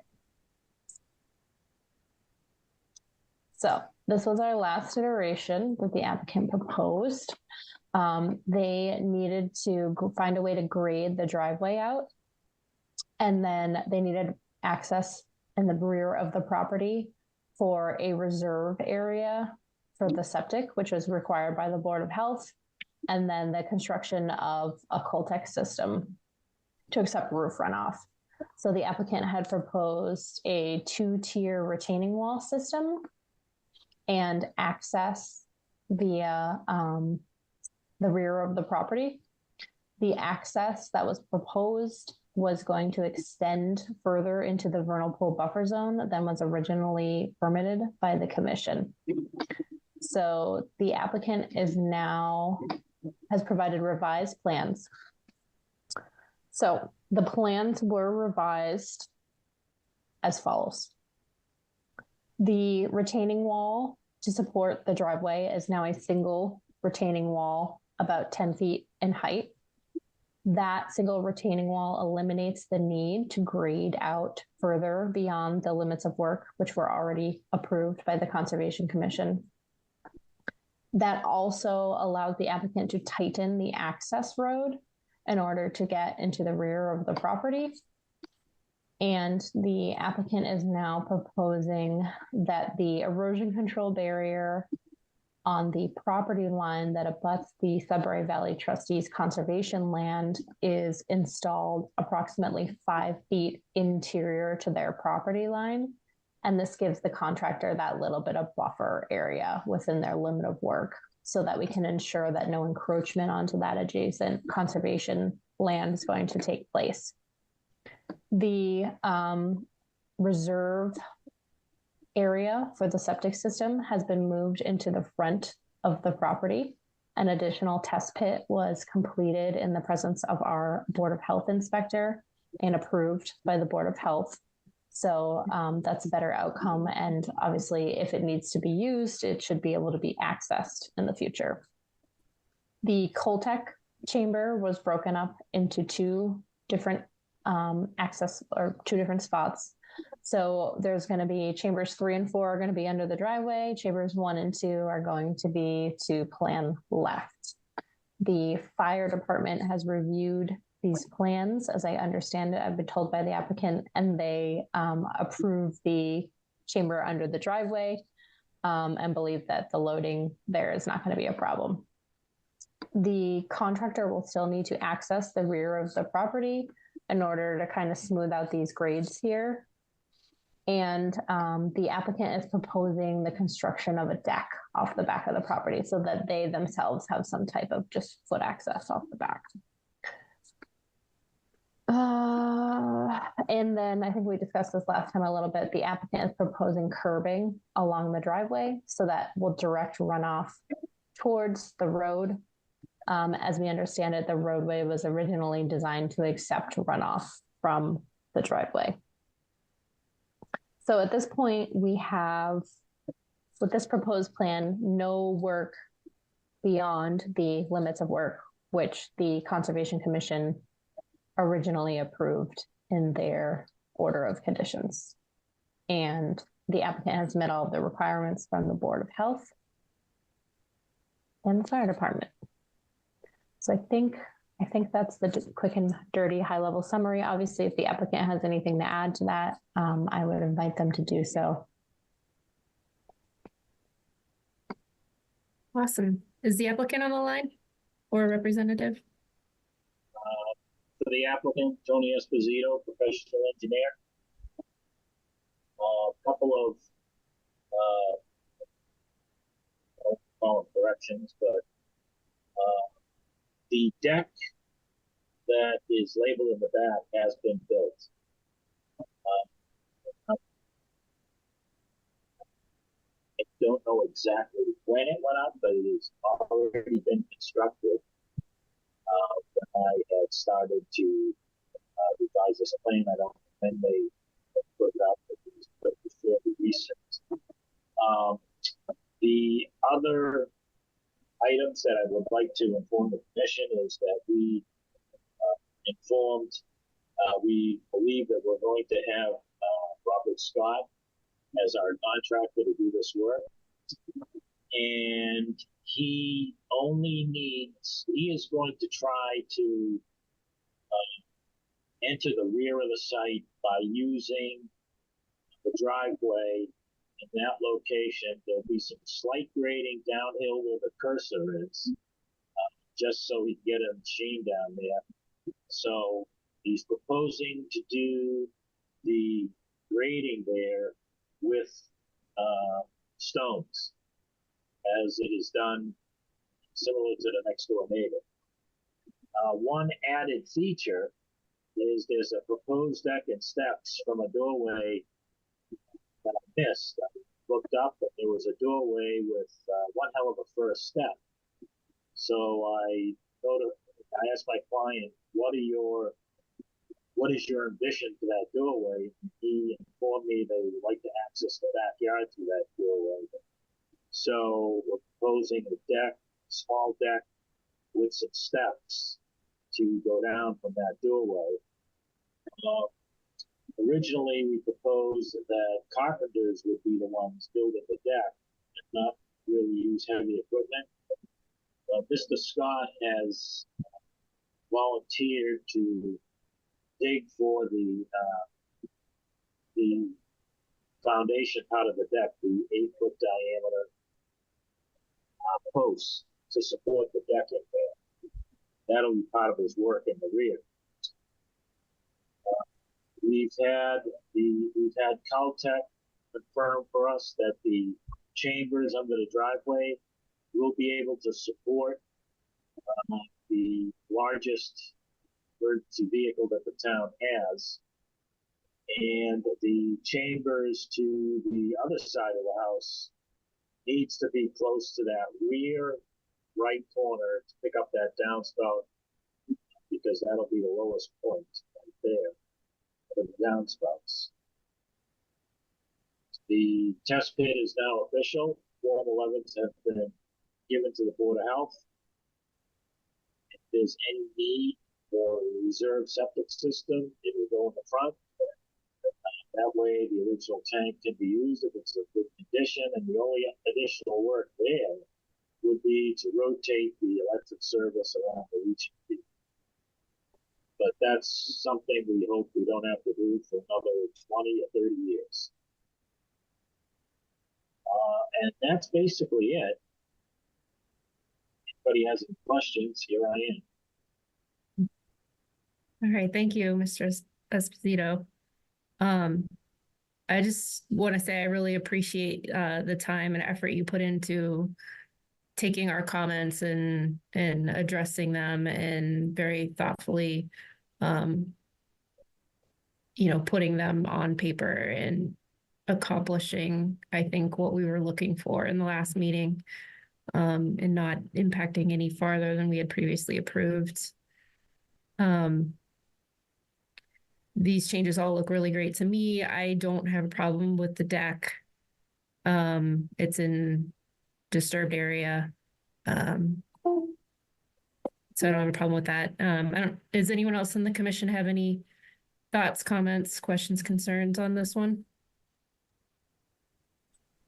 Through the chair, I'm good with it, Melissa. Thank you. Okay. All right. With that, I think we can go ahead and I can ask for a motion to approve this application. I'll make the motion. I'll second. All right. All in favor? Ted? Aye. Jim? Aye. Ed? Aye. Jeff? Aye. And myself, and then aye. So thank you again, and good luck with finishing off this project. Thank you for your time. All right. So we'd like to, as a homeowners, would like to thank everyone in the commission, especially Kim Mana, so our engineer Tony Esposito, Rob Scott, and our attorney Robert Finnegan. So it was a great team effort. I appreciate everyone's time. Thank you. Thank you, and good luck. Yeah, thank you all. All right. So last on our continued hearings, but not least, we have 0 East Main Street. Good evening, Commission. This is Mitch Maslank with Goddard Consulting, representing the applicant Yev Galper for the project on East Main Street for the open play pickleball and paddle facility. And I believe Yev is here as well. Good evening. Hello, everybody. Hi. Do you want to, Kim, do you want to go with a summary or have the applicant talk about their changes or update us on the current status, the application? Let's have the applicant update us. Okay. Sure. Yep. So we were before the commission a few weeks ago, and we got great comments back from you guys during that hearing. And we had a couple of comments from previous hearings as well. So we just put together a response letter addressing those comments. And we had Matt Leidner from Civil Design Group, the engineer, together revised site plans for us to present to the commission tonight. And we, in our response letter, addressed all the comments that the commission had. So part of the response letter also involved an invasive species management plan, which was one of the requests from the commission. I'll just go through my list of responses. So we submitted the invasive species management plan. There was a buffer zone line shown at the plan south that was labeled as 50-foot buffer zone, but it was really a 75-foot buffer zone, so that has been adjusted. The survey and landscape plans have been added to the main plan set per the request of the commission. Then we had a site and erosion control plan that was revised to show locations of our temporary sediment basins, soil stockpiling areas, and diversion berms. So maybe I'll let Kim scroll to that so you guys can see that. Yep, there we go. And then we had a project sequencing text added to sheet 2 of the plan set. And that construction sequence was already submitted to the commission and there was no comments. It was just added to the plan for you and for the contractors. So we had, on the landscape plan, we had 16 white fir trees, and those have been revised to a evergreen species that is native to the county. Those have been revised to white pine. So I'll let Kim get down to that one.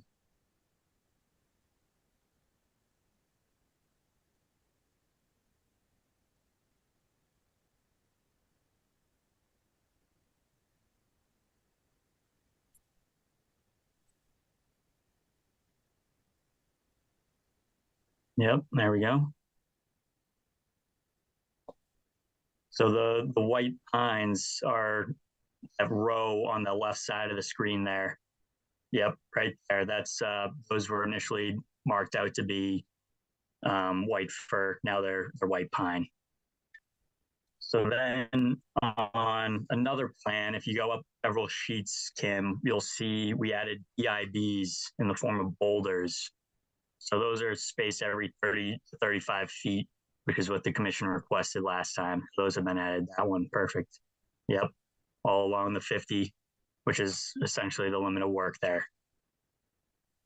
We've also, some other minor stuff, we revised hay to hay straw on notes 7 and 8 on sheet 2 of the plan set.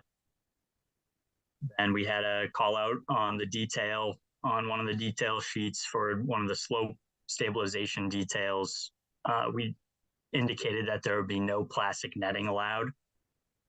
And finally, the site and preparation, an erosion control plan was revised to show the locations of the basins and such. And I know Kim had a question about whether we were going to be allowed to propose the temporary sedimentation basin in the same location as the infiltration basin. And I spoke with Matt, the engineer, and he clarified this for us. He said, during construction, we would not be allowed to utilize the already constructed infiltration basin as a temporary sedimentation basin, but we are allowed to utilize the area during construction as a temporary sedimentation basin. And once we're at a point in construction, we'll be allowed to convert the temporary sedimentation basin into an infiltration basin BMP. So he explained that to me, and I think that should satisfy the commission there that we're not going to build the infiltration basin and then utilize it as a sedimentation basin. We'll use it first as a sedimentation basin and then construct an infiltration basin after this initial, clearing, grading is all set. So, and then with the invasive species management plan, Kim, do you have that GIS graphic available by chance? Perfect. So last time the commission requested that we show where the invasive species are located on site. So that red section is where we observed invasive species, mostly because that's the natural meadow field area. And within there, lots of oriental bittersweet, autumn olive, and I forget what the third species was off the top of my head, but the goal of showing you guys this was to show you that that's where our invasive species are. We're going to keep all those soils on site. And then Kim had some additional questions today saying, where on site would those soils go? And it's in the applicant's best interest to keep those soils in a similar area because we've agreed to manage the work area as an invasive species free zone post site stabilization for 2 years until a certificate of compliance is issued. So, so ideally we keep those soils in that area if possible, but we're going to have to be grading and shifting the topography of the area. So some of those soils may be shifted elsewhere on site.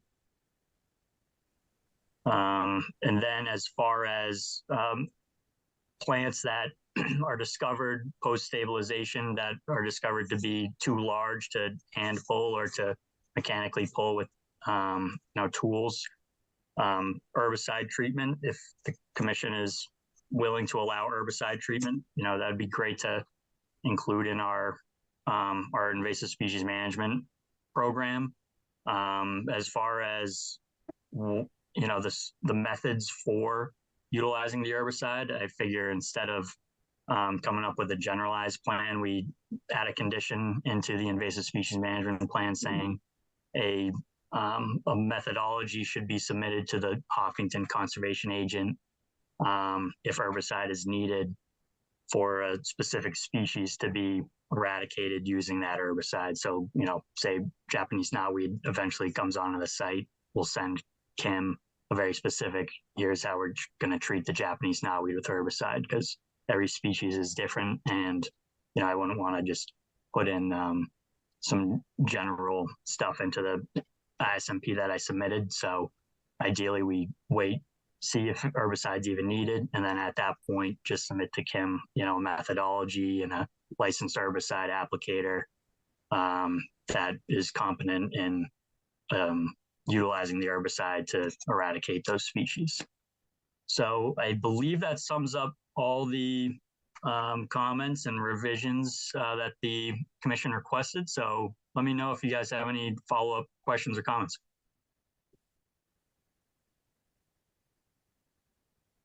All right, thank you. I guess I want to just ask Joe about the invasive species management plan in particular, and any other thoughts or comments he has on this new submission. Yeah, unfortunately, I missed some of that presentation.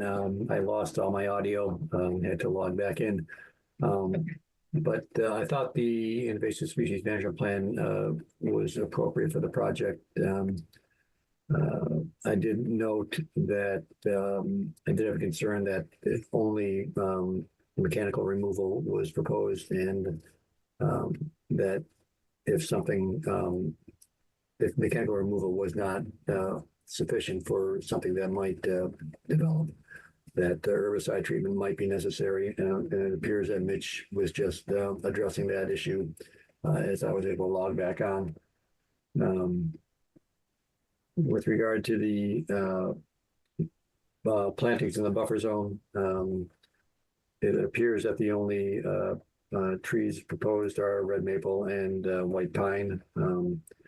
So I don't think there's any issue with non-natives being proposed in the buffer zone.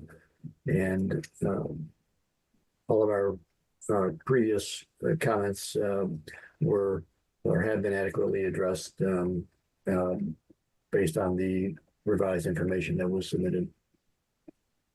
Okay, thanks, Joe. Kim, are you comfortable with that condition about if herbicides are, if it's decided that those are needed to manage, that they come to you with a plan? I am. Okay. So the other question, or I guess the one thing I just wanted to ask about, was the infiltration system not being used as a temporary construction basin.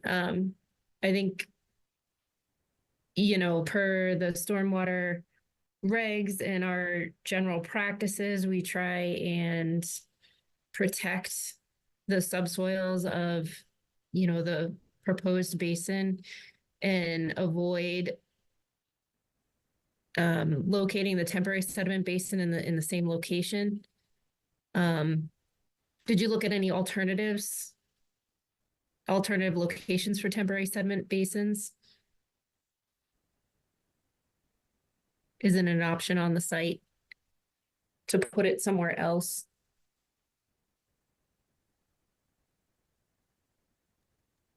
Sorry, I was muted. So when I was speaking with Matt said these are the only reasonable locations for the temporary sedimentation basins because these are the lowest spots on the site.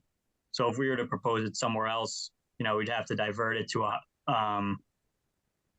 higher location and then, you know, pump it out somewhere. And he said this is the, you know, these are the low spots on the site. It makes sense to put the water there. He said, you know, another option is not to build the sedimentation basins at all and let the erosion controls do their job there. But he said that that this has, you know, this is an approvable location for a temporary sedimentation basin, knowing that after it's utilized as a temporary sedimentation basin, the area is going to be worked over and constructed as an infiltration basin.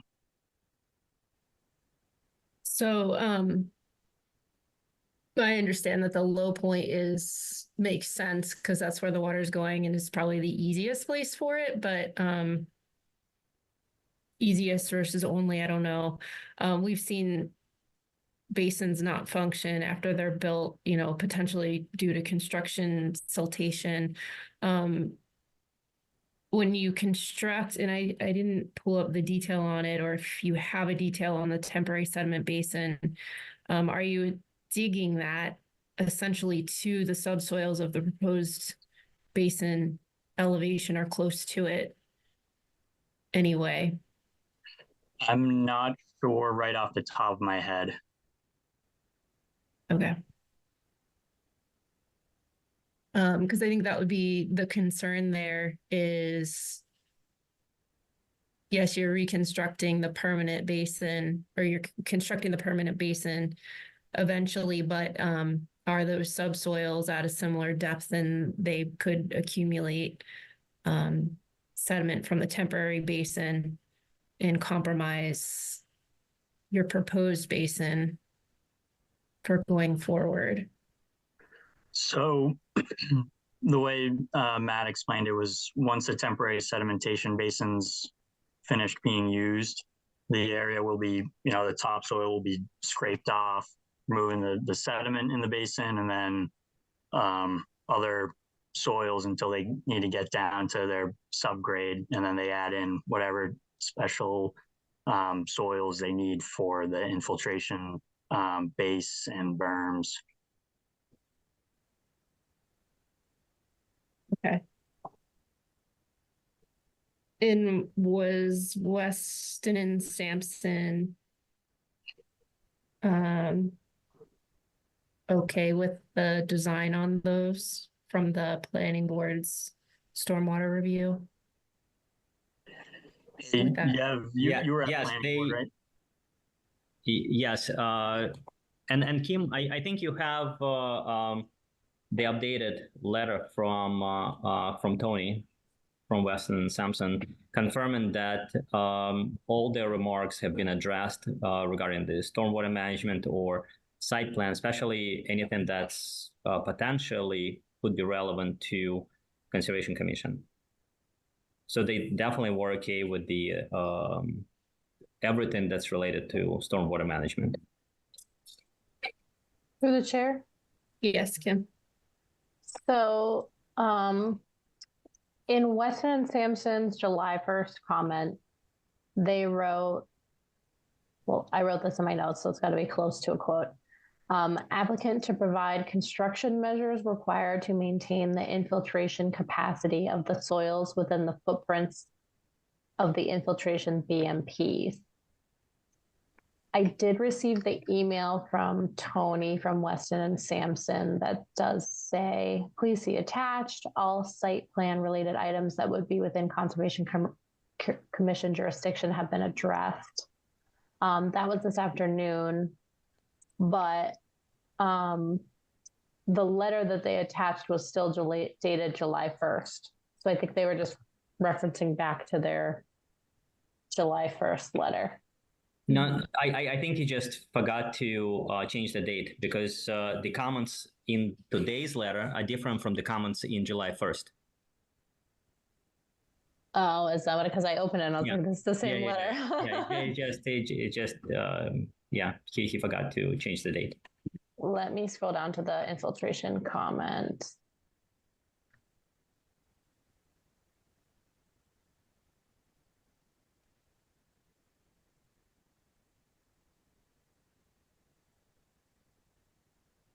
Illicit discharge.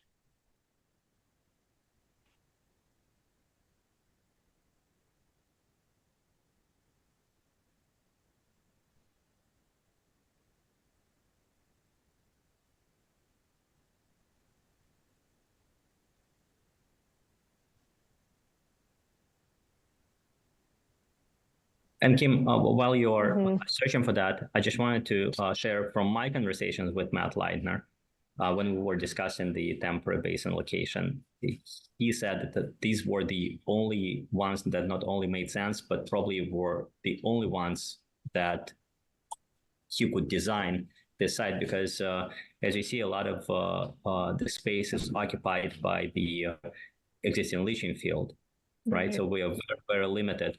And the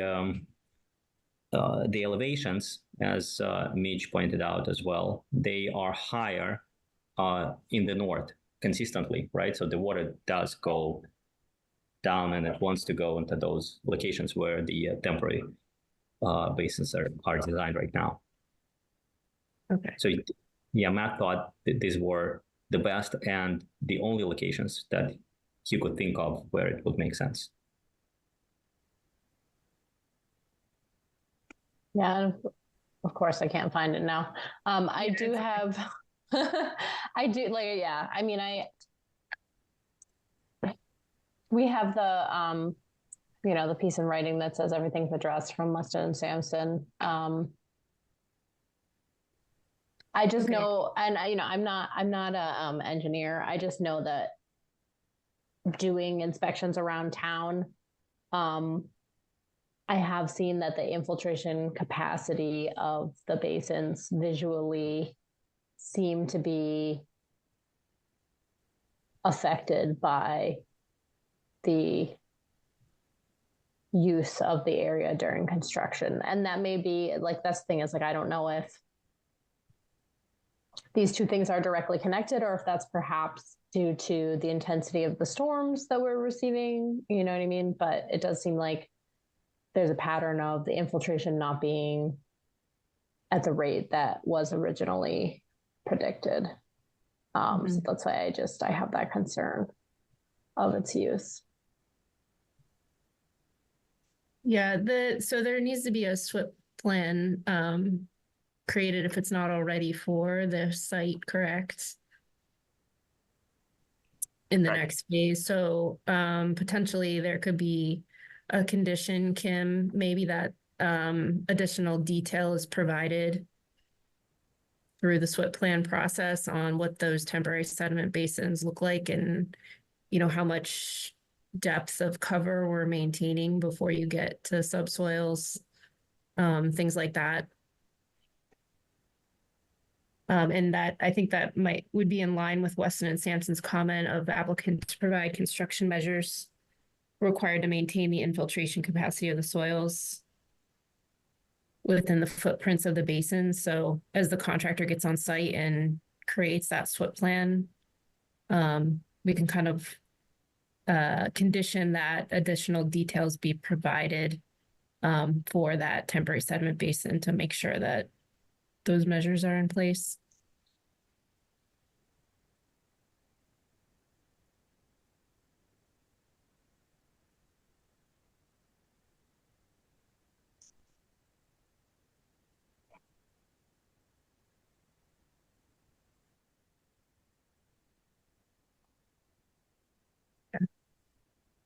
Those are my only questions, comments. Does anyone else on the board have anything on this? I do really quickly. I hope it'll be quick.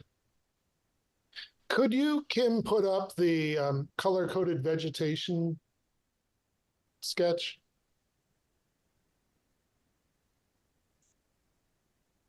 And where is the limit of work line on that? Is it the dotted line? Yep, black dotted line, yep. So it just so happens that the limit of work lines up perfectly with the invasive zone? No, we didn't map out where invasives were outside the limit of work. Oh, I see. Yeah, because so I'll explain, Ted. So at one of the hearings, you requested this GIS graphic showing the cover types of all this stuff. And I just simply, on the next round, added on to within the limit of work where those invasive species were. So that's all. Okay. And so that helps a little bit. Your answer to Kim's question about the soils was we are going to try to keep the soils where they are, but maybe they move. Clearly, they're not going to move further into the wetland because of the limit of work, but they could move north into that meadow space that just seemed like an unsatisfying answer to me. When Kim asks where is the for the soils for where the invasives are, where might that go? That we don't want invasives spreading. And it seemed like the answer was, we'll try, but you never know. Is there a better plan than that? I mean, no. Do you have any suggestions? No, I'm a high school teacher. I don't do this work. I don't have suggestions for those kind of things.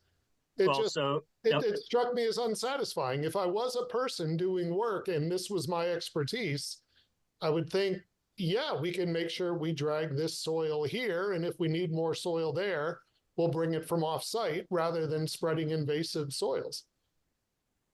But again, that's not my expertise.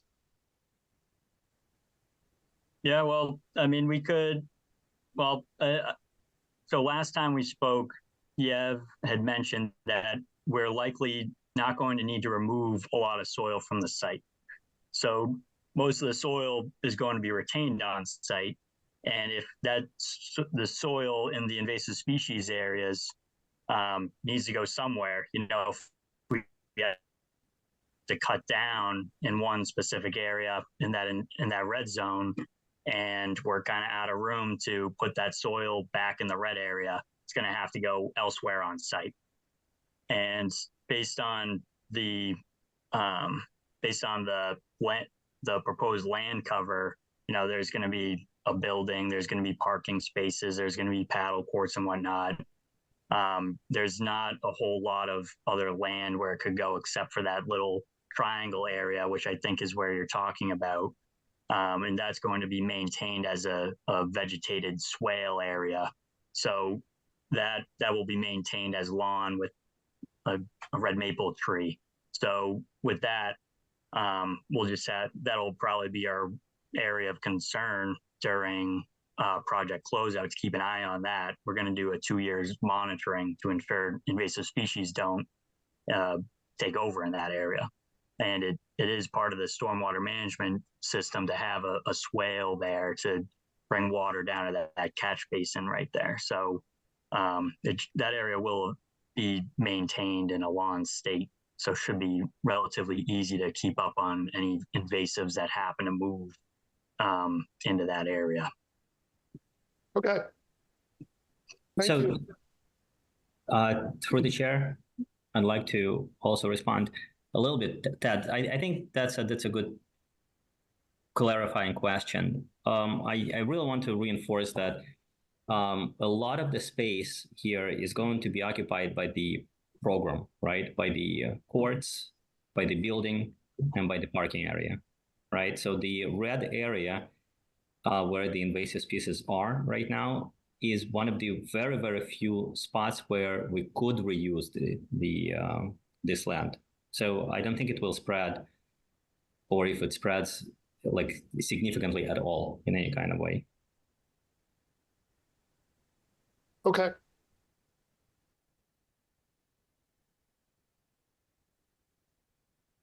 Anybody else have questions or comments on the commission? Anyone in the audience?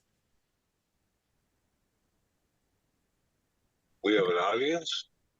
I don't know of any more. Not anyone that doesn't have to be here, maybe. All right. So that being said, I think I'm comfortable voting on this with that condition about the infiltration, temporary sediment basin. Could you just clarify that one condition? That way we can relay it to the engineer. Yeah. So the condition would be that we're looking for additional detail in the SWIP plan, additional design details for the temporary sediment basins, and regards to measures that will be required to maintain the infiltration capacity of the soils in the proposed basins. Specifically, we're looking for a cover that needs to be maintained above the subgrade of the proposed basin.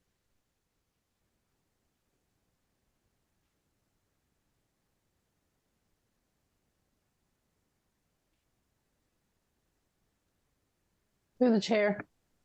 Yes. Because compaction is an issue, right? Compaction is an issue too. Yeah, there's a whole, I think the engineer will know what he's supposed to provide, but I would kind of echo Weston Sampson's, basically their comment that, they commented that the applicant needs to provide construction measures required to maintain the infiltration capacity of the soil. So we're just looking for not just telling the contractor they need to provide them, but we're looking for a level of detail that directs the contractor from the engineer as to how to do that, supported by, some concrete a number specifically for that depth that needs to be maintained between the temporary sediment basin and the proposed basin subsoils.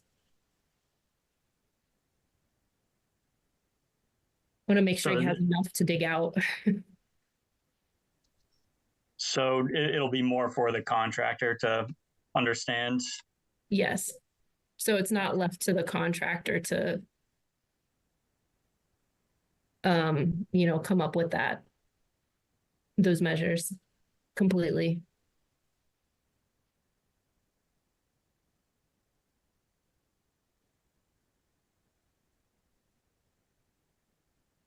Is it possible to just utilize Weston and Sampson's comment as a condition, just to stay consistent, or?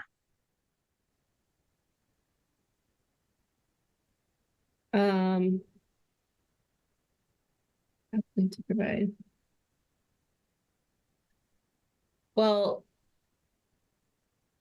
I think we're specified because I don't think they were actually provided to the level of detail that makes me feel comfortable. It says applicant to provide construction measures. It doesn't say when or they, like you said, they could just put some erosion controls around the edge, you know, of basins. And I think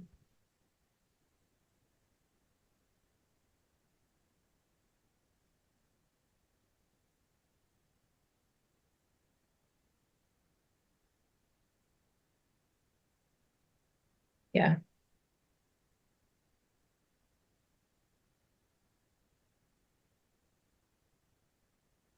I think that what was put on the plan to address Weston and Sampson's comment was what you said. Actually, I don't know if it's in here.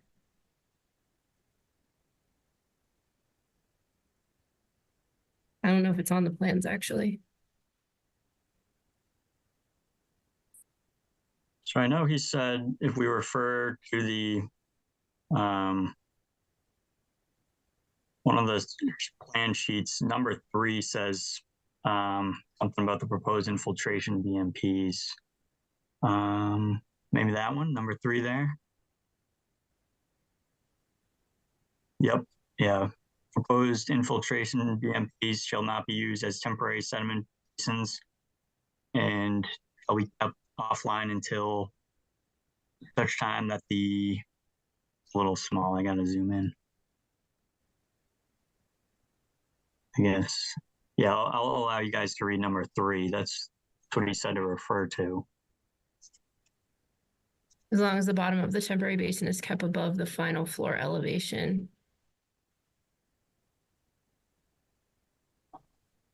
Would that be a sufficient enough note? No, I think you need a protective layer of soil. So he's saying that as long as the bottom of the temporary basin is kept above the final floor elevation, I think you need at least a foot or 2 between the bottom of the temporary basin and the final floor elevation. If you have the bottom of your temporary basin at the floor of your final elevation, then all the sediment that's coming into the temporary basin is just infiltrating right into the final floor elevation. So I think if you revise that to be a minimum of 2 feet. I don't have the that's why he might weigh in on what depth's available, but you could say 2 feet. Yeah, I think we have one of those sheets that has elevations, and it's quite kind of shallow slope, so I'm not sure how much is available there, and 2 feet might be a bit too much. We can. There is another, I think, sheet that has more detailed elevations throughout the site plan. Yeah, The that's chair? just kind of, I think designing on the fly is a little difficult. Go ahead, Kim. I was going to say something similar. Perhaps the engineer should take a look at this and Yeah, so come that, up with specific recommendations. right, that specific number 3, I wouldn't be okay with that. It's, you know, I think you need to have a level of separation between the two.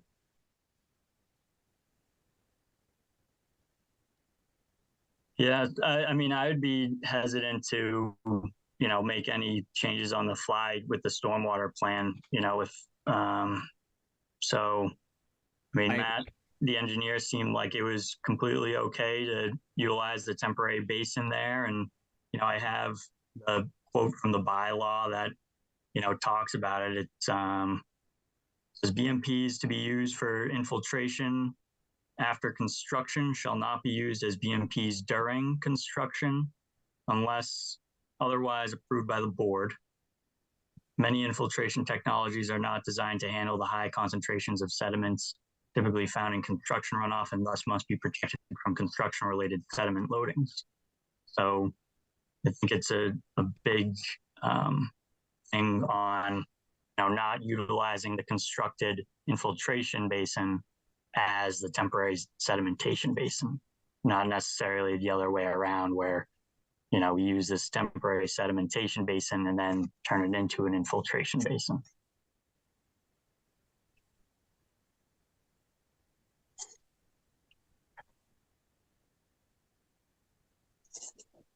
Yeah, I think that's one in the same. I think the way that the bylaw it's written is, yeah, I think it would be best if you come back with a revision to that.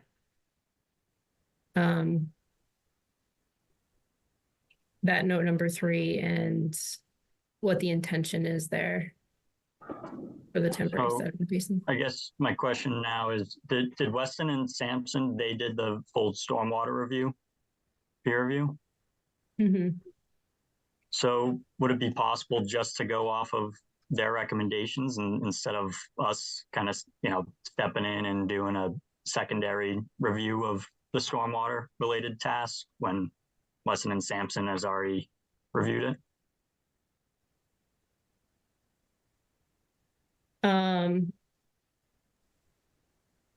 The chair?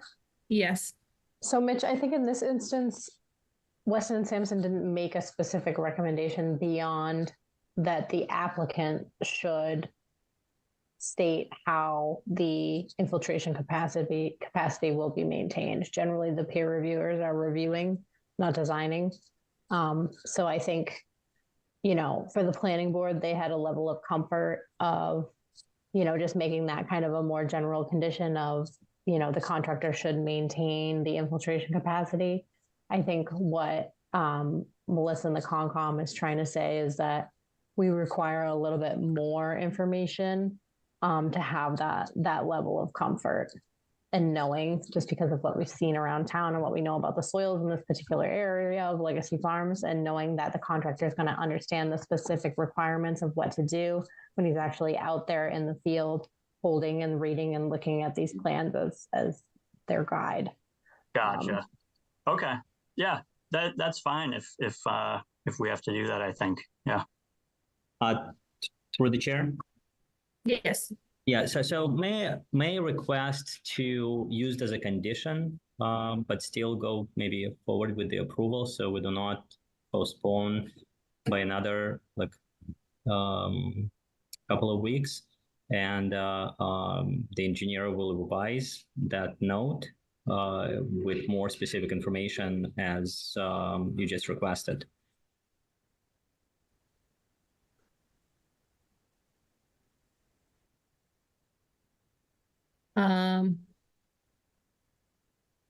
Yeah, I don't know. Does anyone else have thoughts on that, on approving the plan with that condition? It's kind of like the other one that we just looked at tonight and did not do that on. This is Jim, Melissa. First of all, I agree with everything you're asking for, and Kim. I think that they need to submit the information before we vote on this.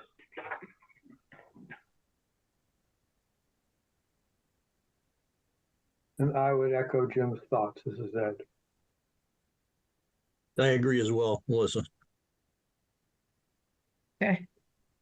So I think, similar to the other application tonight, if we can make that change and get it submitted over to Kim, in the next week, then we can take a look at it and double check that it's okay and everybody's on board. And then our meeting is only 2 weeks away. We can give it hopefully an approval without any discussion or hardly any discussion. If that works. I will be completely frank with you. 2 weeks seems like not a big deal.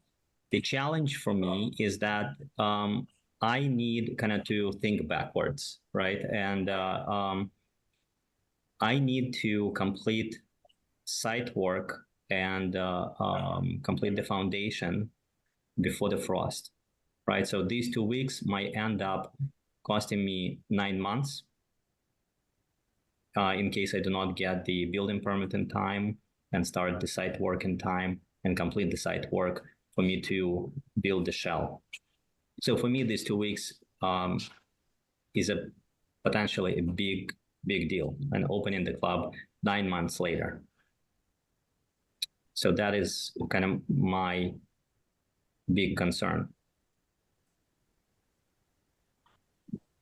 So if there is a way for us to have this condition and approve with the condition that you will be satisfied with the revision of that specific note, that would be a much better way for me, because I will be still able to move forward with application for the building permit, and which will take 30 days, right, from the moment when I apply. So you will have a couple of, we will have a couple of sessions in between for you to review those notes and even put the veto in the end, saying like, no, you didn't satisfy that specific condition. Mm-hmm. Yeah, through the chair, Melissa. Yes.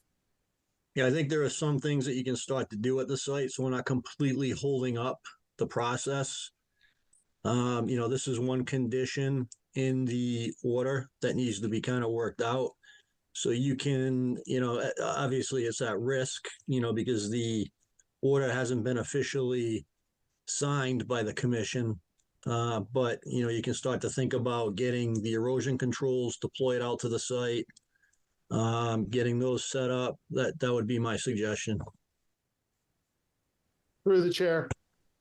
Yes, Ted. I wish I had $10 for every time I heard an applicant say, please don't delay us for 2 weeks. I'm worried about the weather. We have ways we do things and we need to be consistent with those.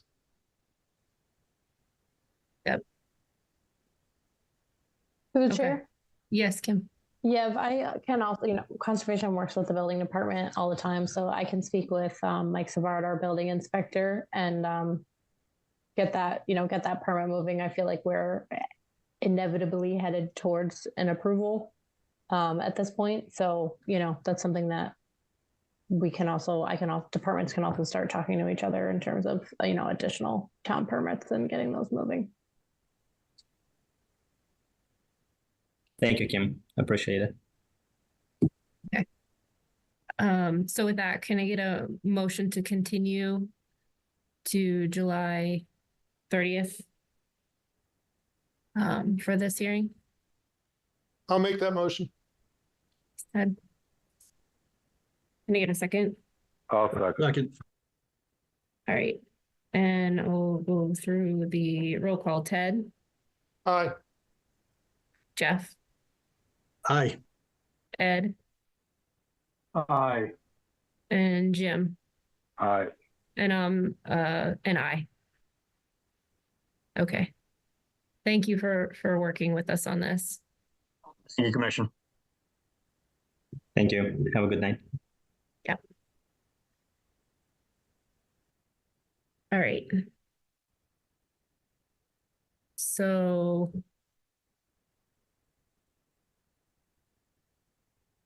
what else do we have, Kim? Public forum? We do have a public forum request. It is the Trails at Heritage Farms development.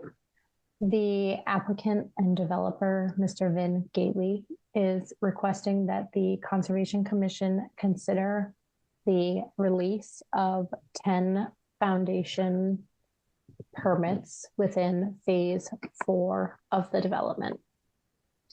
Let me see if I can go through some talking points. So this is a very, very basic presentation. So I apologize for that. But I figured it would help us walk through some talking points. So here's a quick status. The developer is requesting the release of a minimum of 10 and up to 48 foundations. There have not been any major sedimentation events to the reservoir since the fall of 2023. The site has not been in active construction really around the fall of 23 to spring of 24. And during that time, Weston and Sampson were providing SWIP reports. So just kind of 3 bulleted items to touch on. The modifications to basins 1 and 2 in the original 3 phases, the offsite mitigation, and the SWIP reporting. So a little site history. In the spring of 2023, the Concom issued an amended order for the project. The work activities included installation or really reconstruction of an area to create a wetland LID stormwater feature, modifications to Stormwater Basin 1, which is kind of the main stormwater basin on that portion of the project, which was riprap, including the installation of a riprap apron, modifications to Basin 2 to convert the feature from infiltration to a constructed wetland. If you recall, that basin never really infiltrated as designed. And then some modifications to Basin 3, which is the basin in phase 4, which included installation of a riprap apron within the buffer zone. So the commission included a special condition in the amended order of conditions for those modifications that the applicant had to complete those modifications prior to the commission issuing any permits for home construction on phase 4 of the project. The work on the amended order and the basin modifications was completed about mid-June. Beta reviewed, found 2 minor discrepancies: the top height of the basin and the outlet control structure. Beta received additional information as requested from the developer's representative on Friday.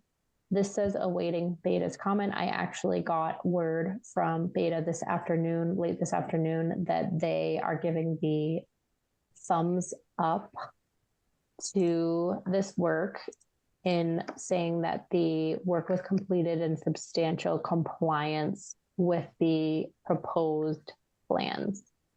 The Beta is requesting that the correct opening in Basin 2 should be closed and maintained as closed. So that's an important caveat for the applicant, developer, and his team to note that that cracked opening in the Basin 2 needs to be maintained as closed. Otherwise, Beta is giving their thumbs up for substantial compliance as of this afternoon. So that's great news. Did want to note to the commission, the offsite mitigation that the applicant has proposed has not occurred. So in April of 2022, the Concom issued an order for offsite mitigation work, which included reconstruction of an existing drainage swale located on land owned by the town of Ashland, but located in Hopkinton. And then there was also associated work in Ashland, which was a culvert replacement, which outlets to the reservoir. So the vegetation was cut but not grubbed, but the work has not yet taken place. And then the SWIP reporting came up at the last meeting. The Weston Sampson was providing the commission third-party SWIP reporting from November of 2023 through June of 2024. The original contract was for about $50K. The developer agreed to contract but only funded $20K. The outstanding balance of $19K was submitted last week. The Weston and Sampson bill for the month of June just came in. I will forward that to the developer as soon as possible. It's about $3,000. Per the commission's request at the last meeting, I did call Weston and Sampson off the job site as of July 1st. Just a quick update on the SWIP reporting since our last meeting. The order of conditions for the site does require that a SWIP report happens for every half-inch rain event.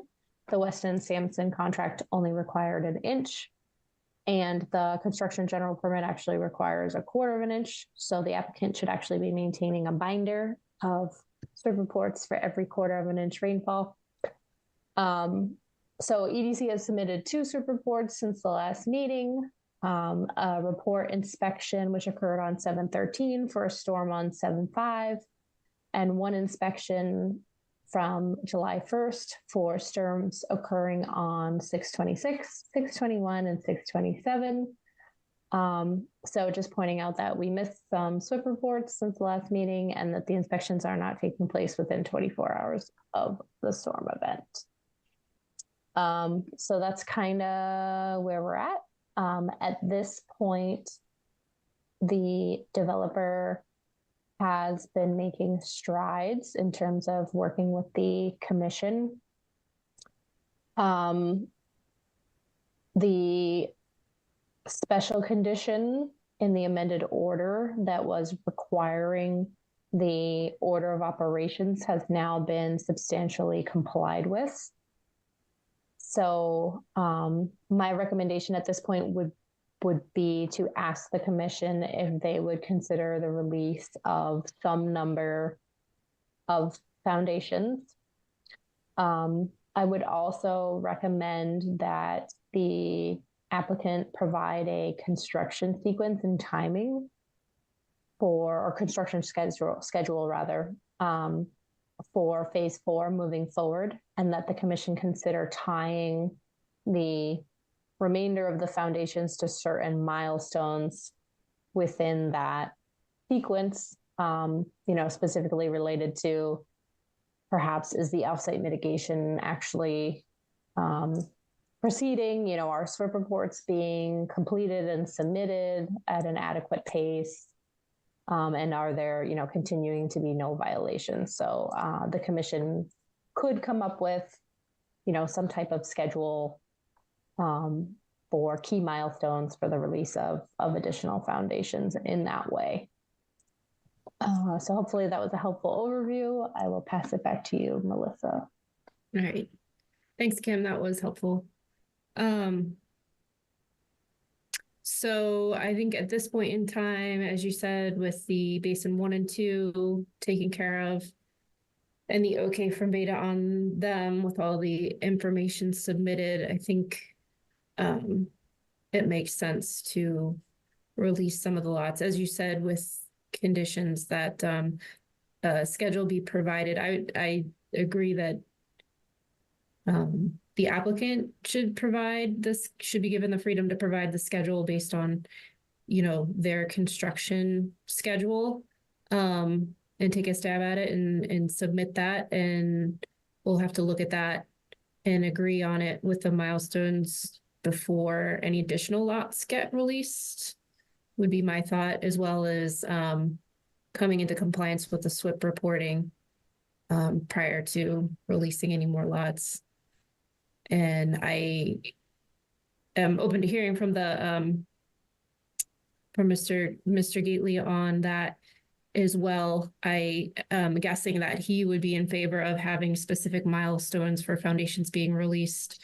Hopefully, that puts us in a better place, that we're not, bartering at meetings. I'd rather have concrete things that if, things are moving along, then the expectation is there on both sides, that foundations could be open for release. Does anyone have any thoughts on that?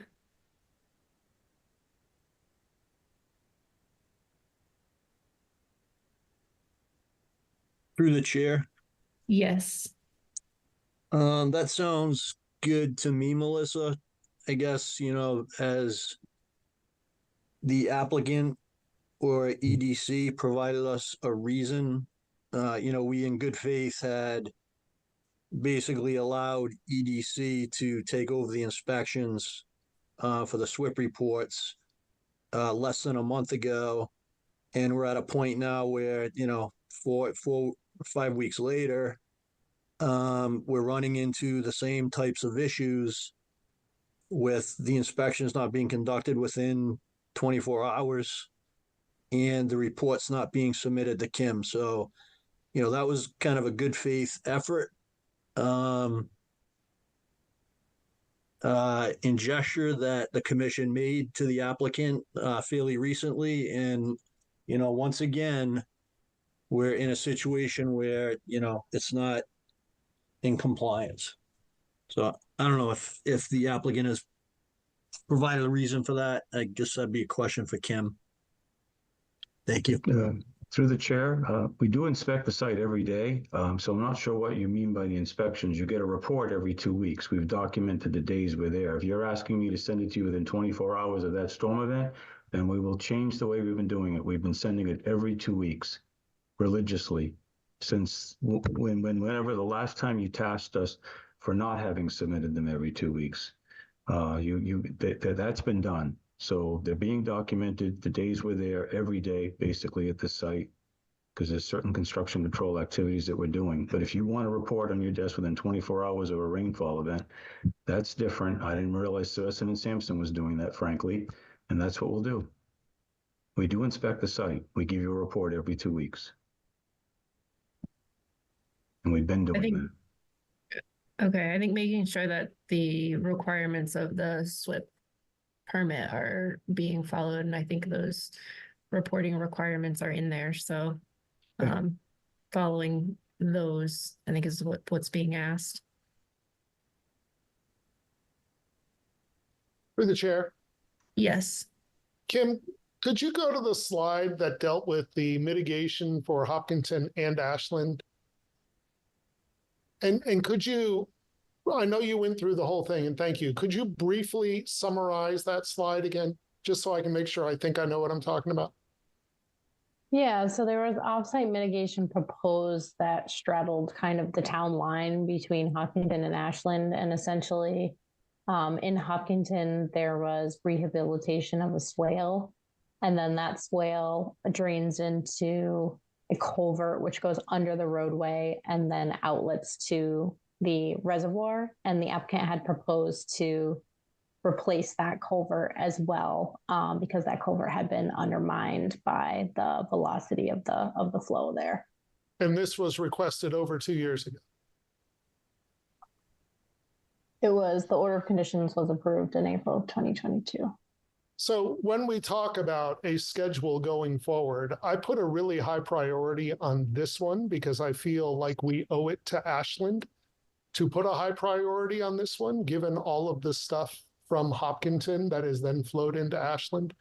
So when that schedule of these are the things that need to be met for more lots to be released, I put a high priority on this particular task, especially given that it's over 2 years in request and all we have is some chopped down trees. Thanks. I agree, Ted. When does that OOC expire, Kim? Do you know? Yeah, they each have 3 years, so. Okay. So April 2025, yeah. Okay. So I think the commission would, at a minimum, as you said, Ted, I think it would be tied to lots being released, but I don't know that I would entertain an extension on that.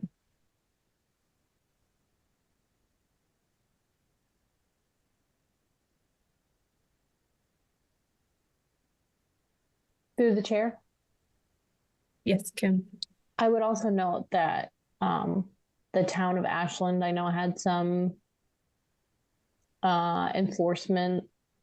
So I guess to the developer, if the commission issues foundations or building permits or lifts portions of the cease and desist tonight, that the applicant should also verify that they are, in compliance with whatever requirements the Ashland Conservation Commission had as well. We're aware of our responsibilities there. Thank you. Through the chair. Yes. So Melissa, I'd be in favor of releasing 10 units, contingent upon, and in the interim, the applicant will, get the SWIP information that's, that's missing to us. And they put the construction schedule in place so that we can discuss, as a commission, what milestones we'd like to see going forward, completed within a certain time frame before additional foundation permits are issued. Through the chair, Yes. I would like to propose a smaller number than Jeff, respectfully, Jeff. I think 10 is close to a quarter of the lots being approved. And that to me is a little much, given the difficulties we've had with this site and the things that are still coming up short. I had in my head 4 or 5. So I throw that out for consideration.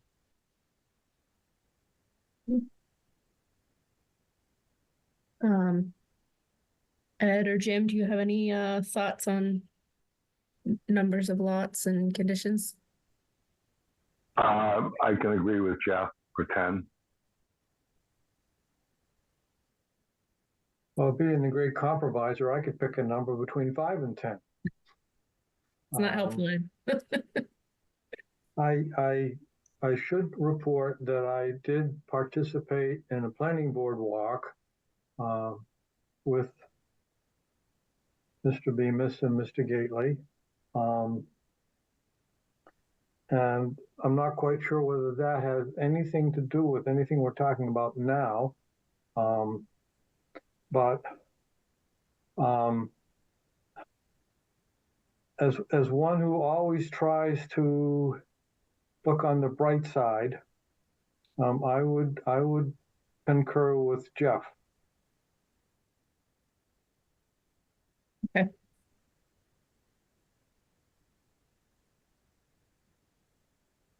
Through the chair. Yes. I would just want to make the applicant and Mr. Bemis very clear that, if things aren't moving along as expected by the commission, then, we're just going to continue to withhold the foundations. We've told them previously that, we're working with them. We don't want to hold the project up. We're trying to work with them as a partner in getting this project completed. But, this is, again, a goodwill kind of gesture by the commission with releasing these foundations, the 10 foundations. But, we expect, compliance on a go-forward basis. Thank you.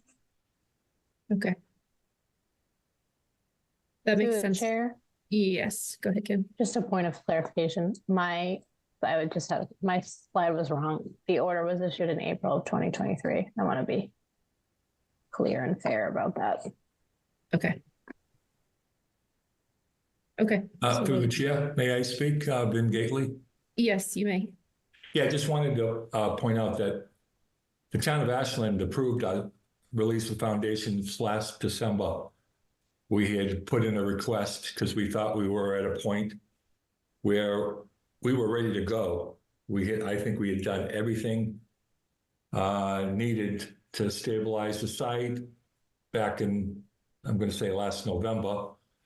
We also took on Weston Sampson to do third-party SWIP reports and all that. And we had a pretty significant rainfall winter. And I think the reports came through without any issues at all. And so, 7 was what I had asked this commission to approve, as Ashland did. And somehow that didn't happen. And now that number is actually it's higher than 10, but I'd be satisfied with a minimum of 10. And we can work on conditions to tie things on future foundations. There's still 38 of them. I think we'd be happy to work with you to come up with some milestones we need to meet for the next round of foundations, but we really need these 10 now for many reasons. And I think the work we've done, this should be approved. Okay. Yep, no, I agree, Jeff. I think, there has been significant work done, the 2 basin modifications. So I think 10 in my mind is appropriate. And I would encourage that schedule to get submitted, to work on that as soon as you can and not wait until it's time to request more lots, because it's going to take a little time, I think, to get that squared away. And what those milestones are, including the offsite, and that is important. And like Ted said, prioritizing that offsite work, because that's something I don't think we've seen any action on.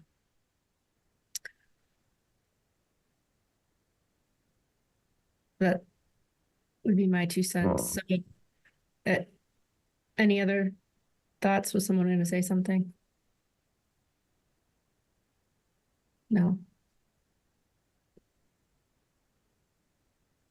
All right. So, should we vote on this, Kim? I don't think procedurally that we have to, but it might be nice just to have a consensus to know that if we've reached a consensus. Okay. So does anyone want to make a motion to release the 10 lots? I'll make that motion. Okay, along with the conditions that we've described for future release of lots. I'll amend it to include what you just said. Melissa, before we vote, may I ask Kim for a clarification? Yes. Kim, you're looking for a consensus, not unanimity.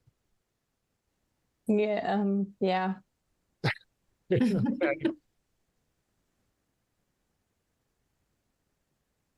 Okay. So we have a motion and a second. That being said, I'll do a roll call. Jeff? Aye. Ed? Aye. Ted? That is a no. And myself, am an aye. And what about Jim? I'm an aye. Oh, Jim, sorry. You disappeared on my wheel there. Okay, aye for Jim. So thanks for hanging on this late, Mr. Gately, Mr. Bemis. Appreciate it. Have a good evening. Thank you. Well worth it. Thank you very much. Okay. Okay, good night. Bill? Okay. I think that was it, right, Kim? I do. I have a public forum. I have a staff prerogative. I don't know what to call it. It was a cute family picture. Sorry, I know. I didn't know there was nothing behind there. Okay, so news. Good news. So here is a map of Hopkinton. 495 Whitehall. This is our favorite development, Longwood Drive.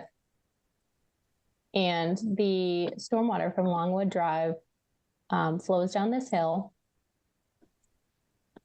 And it's not shown in here, but there's drainage that comes here and then it outfalls in this location. And in this location is a BVW that is actually a mapped PVP. And the drainage, some of the drainage from the subdivision discharges directly to this wetland, which is a mapped PVP, and then overtops and enters Whitehall Reservoir. This was a condition that was approved way back when. And it has been a source of great frustration for folks, especially Ed. So my good news is I have been trying and screaming about it as much as possible. And Harry and the DPW have agreed to fund a feasibility study to find out if there are any feasible stormwater BMP improvements that can be completed to improve the water quality at the site, especially now given that we have some cooperation from DCR. So Ty and Bond is contracted, and that should be forthcoming. So first step in planning to get some improvements in this location. That's great, Kim. Thanks. That's my exciting news. Thank you, Kim. You are welcome. Kim. And thank Carrie too. Thank you, Harry. Harry. For those who don't know, this has been 40 years in round numbers. It is astounding to me that Kim has pulled this off. She threatened me with something. I had no idea what it was. Thank you. I was pulling up your photos, Ed.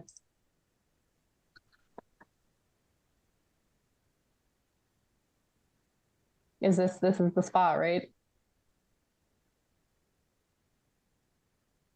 Yes. Now, I will say, to Mr. Westerling's credit, that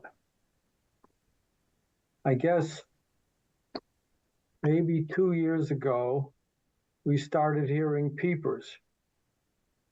And this year, we had tadpoles or pollywogs or whatever you wish to call them, which is a first in a very, very, very long time.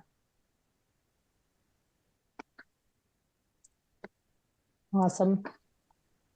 So hopefully, more good things to come, some improvement as soon as we, get the analysis back from Ty and Bond. I obviously will let everybody know and see what they said, and we'll try to start working on finding some funding for, hopefully installing the improvements. I will be very interested if they do water quality studies for fertilizers, because what has happened to the westerly side of Whitehall is entirely tied into, in my opinion, the drainage out of White Oak Estates. It's gone from open water, like behind our house where we used to have a boat moored. You can almost walk across there now in the vegetation. Separate issue. Anyway, Kim, thank you.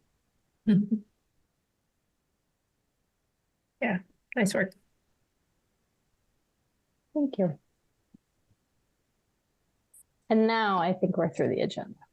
All right. Oh, there it is. Way to end it on a high note. Does anyone want to make a motion to close the hearing? I'll make the motion. And I'll second Jeff's motion. All right, I'll go through the roll call. Jim? Aye. Jeff? Aye. Ed? Aye. Ted? Ted is an aye. And I am an aye. Good work, Melissa. Nice Thank job, Yeah, well Melissa. done. Well done. Thank you, Melissa. See you on person soon. Yes, Have a good next evening, meeting. everyone. Next meeting in person. Bye. All right. See you guys. Bye. Bye-bye. Bye. Good night.